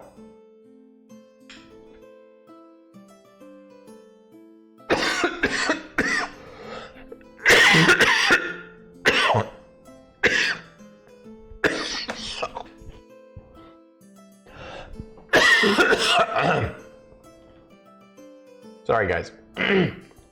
What a perfect way to do a finale, huh? All right. Can you make me some teas, Wee? Yeah. Thank you. All right. That was Fern's turn, right? So now it's Lorkris' turn. Oh, I wanted to put my ear up to the door and listen. Yeah, you don't. I mean, you hear the same kind of grumbling and stuff, and you hear a boom, boom, boom, and moving around, but you're not really, it's not like there's anything specifically different that you can hear that you couldn't already hear. They're not being quiet; they're being noisy. Unless you can kind of give me what it is you're trying to hear specifically. If they're close to the door. They don't seem to be close to the door right now. But you don't know how far, really. Go in there? What? What did you Should say? I go in there? I'm gonna look at Lorkris and just be like, should I open the door? Well, first of all, you're at the edge of it's a double gate, so you'd have to go over to the center, and it's very big and heavy. It's designed for giants to open and shut, so I mean, you might be able to pull it off, but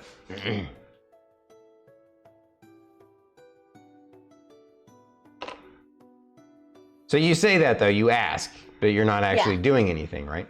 Yeah. Okay. Next then is now it's Lorkris' turn. Really quick though, did you want to take a little break before we keep going? No, because we're about to have a stopping point in the battle with the giants that evolves to the battle with Roscoe. And okay. That will probably be for next session. Okay.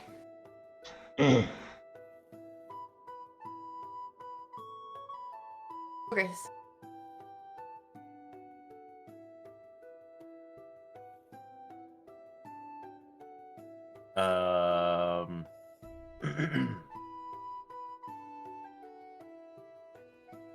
I mean, it's like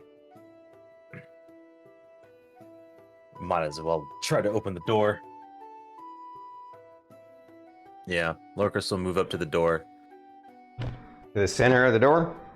Yeah.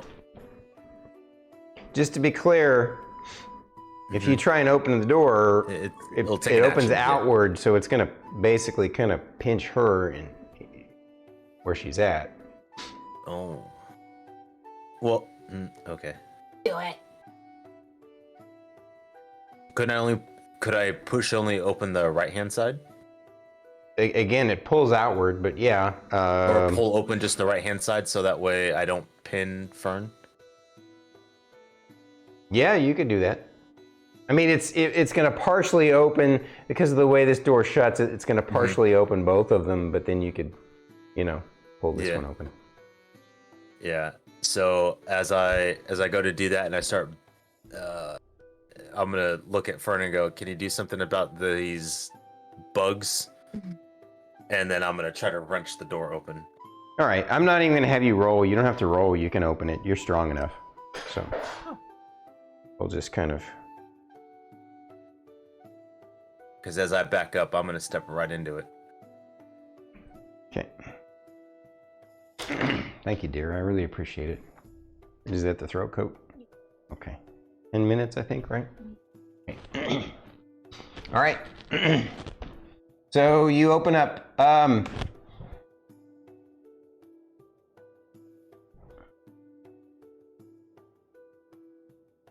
You see there's this pit over in one section. Then the fortress goes on a little farther in the back, and there's like a building that's probably a sleeping quarters for the frost giant. That you notice there's also a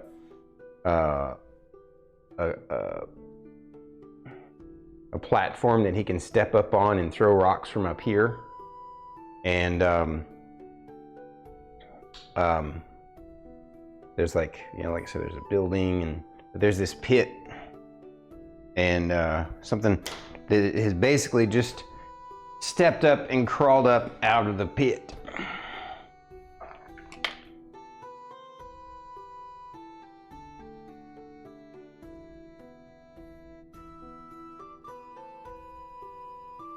Now, I'm going to show this for this session just because you opened the gate and you saw it, but this will be the fight for the next session.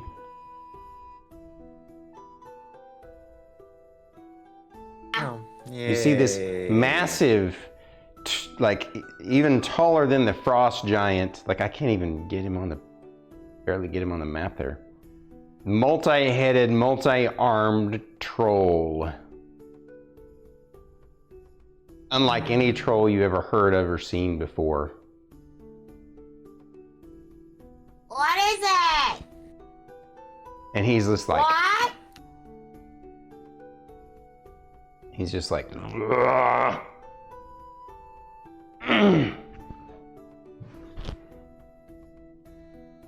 and I mean, I know this is technically a little bit early, but let me see what happens next. Actually, that was Lorkris. Yeah.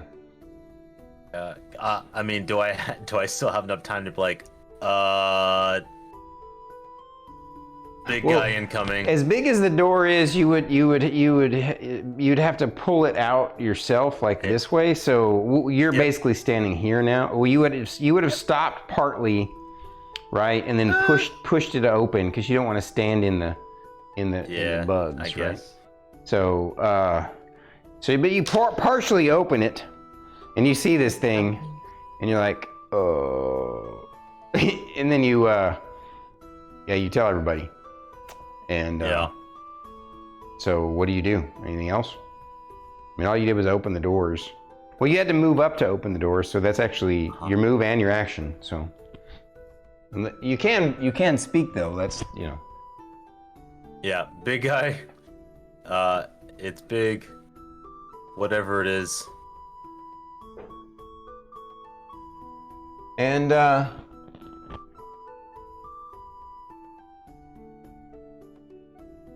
so yeah, now it's Ray's turn. Ray, from your angle, you can definitely see this thing now. It's almost as tall as the wall.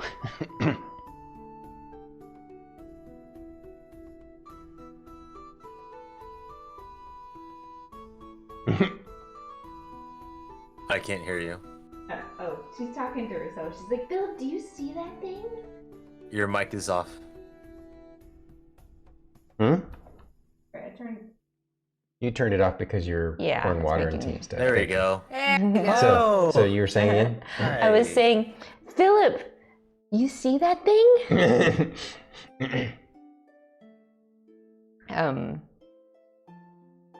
Yeah. I don't know if we can kill it with fire. All right. Kill it with fire. So what do you do? I'm gonna. It's technically in the range of purple beamer, but I mean, I think. Well, actually, is the insect swarm still there? Oh yeah, that's right. Then no, I can't see it.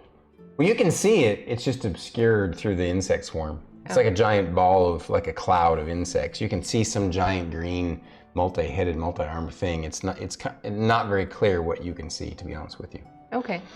And you're like, what the heck? But you realize also, you do realize that you can't shoot through the insect swarm. Mm-hmm. Yeah. You can't shoot through the insect swarm? No. Yeah. Shoot into it, but not through it. From one side to like out to the other. Think of it like this. It's like it's an insect swarm, right? So it's this big ball, like a fireball, because it's a 20-foot radius ball, right? And it's just all these thick insects. So an eldritch blast would like impact on the insects as it goes through it. No, yeah. I was just making sure I heard what you said. Like a crossbow bolt or an arrow could get through it.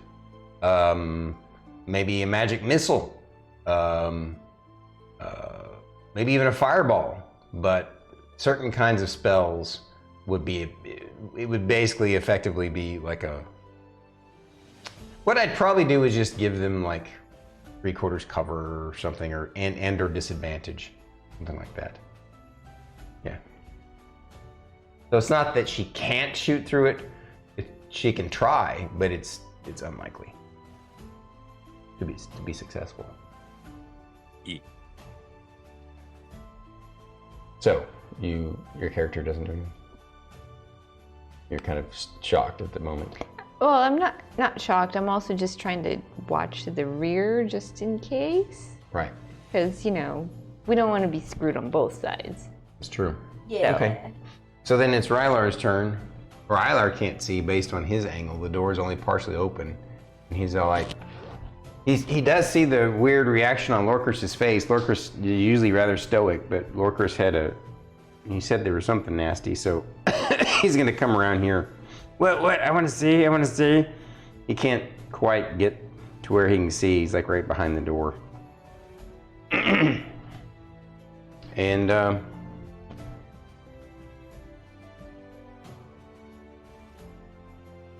then it's Fern's turn. I'm going to drop concentration on insect swarm. Okay. It's a good spell. I don't want you to think like we were picking on you or anything. Oh no, it's just is no longer killing anything. Yeah, and if I try to retreat quickly, that's painful. Yeah. And then I'm going to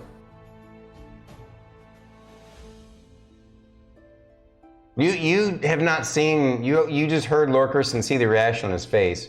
You have not seen what he's talking about at all. poke my head. Like, I'm just gonna kind of do like one of these, like. Rylar's kind of in your way door? at the moment. You could come around behind Rylar and peek around the corner. Okay.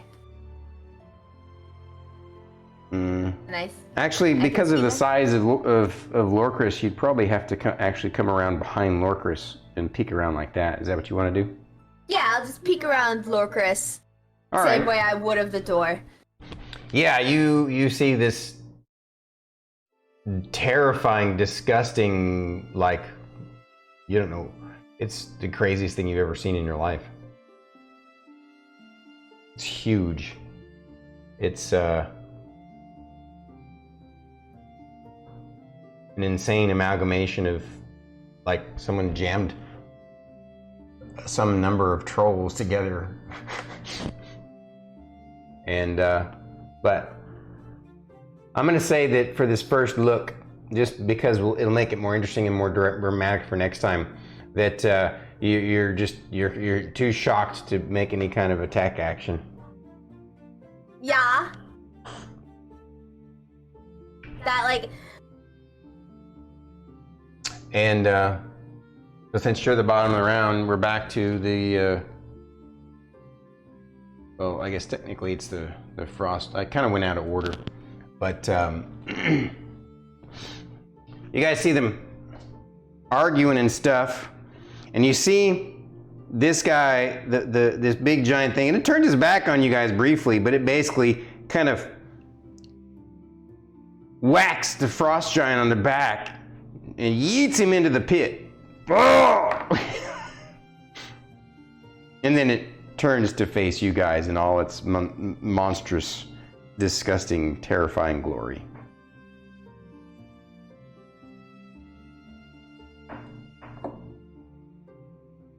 And so, yeah, this will be, well, basically, I'll actually go back to, we'll go to the top of the round.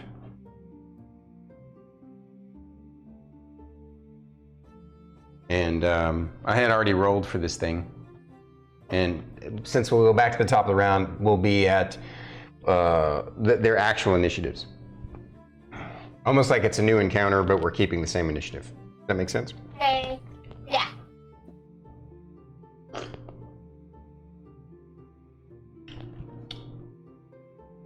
This one wearing any kind of metal? No. You can see that he is not. Oh, okay, because the figure, it looks like he's wearing a bracelet and an anklet that's metal. Yeah, sorry. Are we pausing at the top of the round? Yeah, this should be good. Oh, it's not just Okay. pause. I think we'll just stop for the night because. Yeah. That's what I mean. Oh yeah, Because yeah. we're at the top of the Sorry, round. we never like- had an intermission, but Well, that's okay. the fight went long because there were a lot of targets. Yeah. Oh man. Well, there was this one non-target that got crushed by Fern's spell. Yep, nice job, Fern. All of you guys did really well. There were some surprises and mistakes made, but not like mistakes such that like like technically speaking, they weren't mistakes. Like Lorkris moving that way to flank, that was actually very smart, but the giants were clever and they had the stone giant over there ready for it. Actually, the irony is, this one? huh? Did Fern kill this one too? The bugs killed it. Jeez, Fern, you got 3 kills. Yeah. You crushed this guy, your bugs took out that guy, and you stabbed that dude in the eye. That's right. I got all the kills this time. Yeah, but everybody helped. Lots of Oh, of softening up, course. for sure. Actually, no. Everybody didn't help. Lorkris did nothing except for the stone giant. Yeah, but he took down the stone giant like a boss. He showed that stone giant yes. that stone giant did not have the stones to go up against Lorkris. No, absolutely, yeah, but nobody else got any assistance from Lorkris this time. Lorkris is just like, I guess I'll take care of this one. I got it. Oh, Stormy. Yeah. Just as a reminder, wow, you totally just like dropped the ball on that. Anticipation. Hang on, start over. 1 second. Hey, Stormy. Yeah. For the record. 1 year anniversary. Oh my gosh! Thank you, Druid. 12 months. Oh my goodness. Wow. Thank you, Druid. I was for waiting the for a 1 break year. to do it. Oh, and then we didn't like the combat flow didn't give itself over to a decent break. Looks Okay. like we had a new person chatting in chat. That's cool. He had to go, but that's cool. Does that say Cedric? Cedric? Guy? Cedric Sky? Something That's like what it that. looks Yeah, like. Yeah, Cedric Sky. Cedric Sky. That's cool. I like the name. Spud was here, or maybe still is. I'm not sure. Of course, Ares. Enjoying the heat metal. Yeah, heat metal at 4th level. Dig That's off, 48. man. Oh man, Pyromaniac. So all you guys, thank you so much for tuning in tonight. Do you want to switch over to the bigger faces screen? And if you're watching on YouTube, don't forget to like, comment, and subscribe down below. Oh yeah. Let us know what you thought Or of this Help fight. support us, yeah. Like and subscribe, or I will haunt your dreams. Or you'll haunt your dream. You're gonna haunt people's dreams regardless. You haunt Okay. my dreams. Hey, hey! I need you all to give me faces that you would make if you saw Fern's scary face staring back at you from the mirror right now. There you go. Waiting on Lorkris. Nope. He's used to the creep. It's just. Okay. All right. So, all right. No. Give me your give me your. What would fate do? What would fate do? No, what he is fate. What would Lorkris do? Oh, Lorkris was used to the creep, so he would just be like, Oh, okay. yeah. Sorry. Fate would swing. Fate would be like, All right, I can't see your face because your fists. I gotta do it this way. There we go. I like it. Okay, can you tighten those fists closer like this? Like this? Yeah, there you go. Give me the teeth again. There, thank you. Perfect. For the thumbnail. I get the thumbnail. No, yeah. Did you give me a good scared face? That's good. We'll make it happen. Okay, that's it's too bad I can't use that because I got to have a shocked look on the fact that you guys, you took down those giants, but yeah, next week, Bonk. this guy. Yeah. Bonks. Roscoe. Oh, You didn't think that it would be just the giants on the list, No. did No, you? absolutely not. Oh no. Absolutely not. Are you kidding me? I'm waiting for that. Like, I even said it to Rylar. He didn't say he's going to be on the east side. Yeah, but you never know. You never know that there's the sus of something coming. I just didn't anticipate that. But What? it is a troll. Like, for clarification, it's clearly a troll, but of unknown origin. Like, it or is that even unsure? No, it looks like some large number of trolls, at least Okay. at least 5 of them have been mashed together into one creature. It definitely looks like a troll, just way bigger than any troll you've ever seen or heard of, and you've never seen a 5-headed, 5-armed troll before.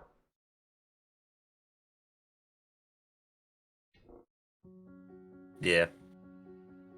That is true. Well, butter my biscuits. Brett at one point was like, I just realized Druid IRL is wearing contacts. I thought she was just looking far to the left or right the whole time. Druid IRL is actually cross-eyed. She's not wearing her regular glasses. That's why they're just white. Just kidding. I'm cross-eyed. Now, seriously though, thank you guys so much for joining us this evening, and thank Fate and Druid for working through their tech issues and sticking with us. We appreciate you all and had a blast. And, if we didn't get this today, it would have just been a terrible week. Yes, it'd have been a terrible, no good, all bad. Yes, even though we're in the middle of a terrible, no good, all bad fight. Yep, that's true. Yeah. Oh. Man. But this is kind of what you live for. No, absolutely. Okay. I will say from start to finish, nothing has gone in a way that Lorkris expected with this fight. And not in a bad way. It's just like, oh, look at that. That's dead. Okay. That's dead. Okay, that's dead. Okay. And then boom, stone giant. Stone giant, and I'm like, and then I'm like, okay, that's dead. And then it's, what is this? Yes, it's quite confusing for Lorkris right now. Anyway. Well, with that, we're going to have to wrap things up. Appreciate everybody. Have a great evening and a great weekend, and we'll see you all next time.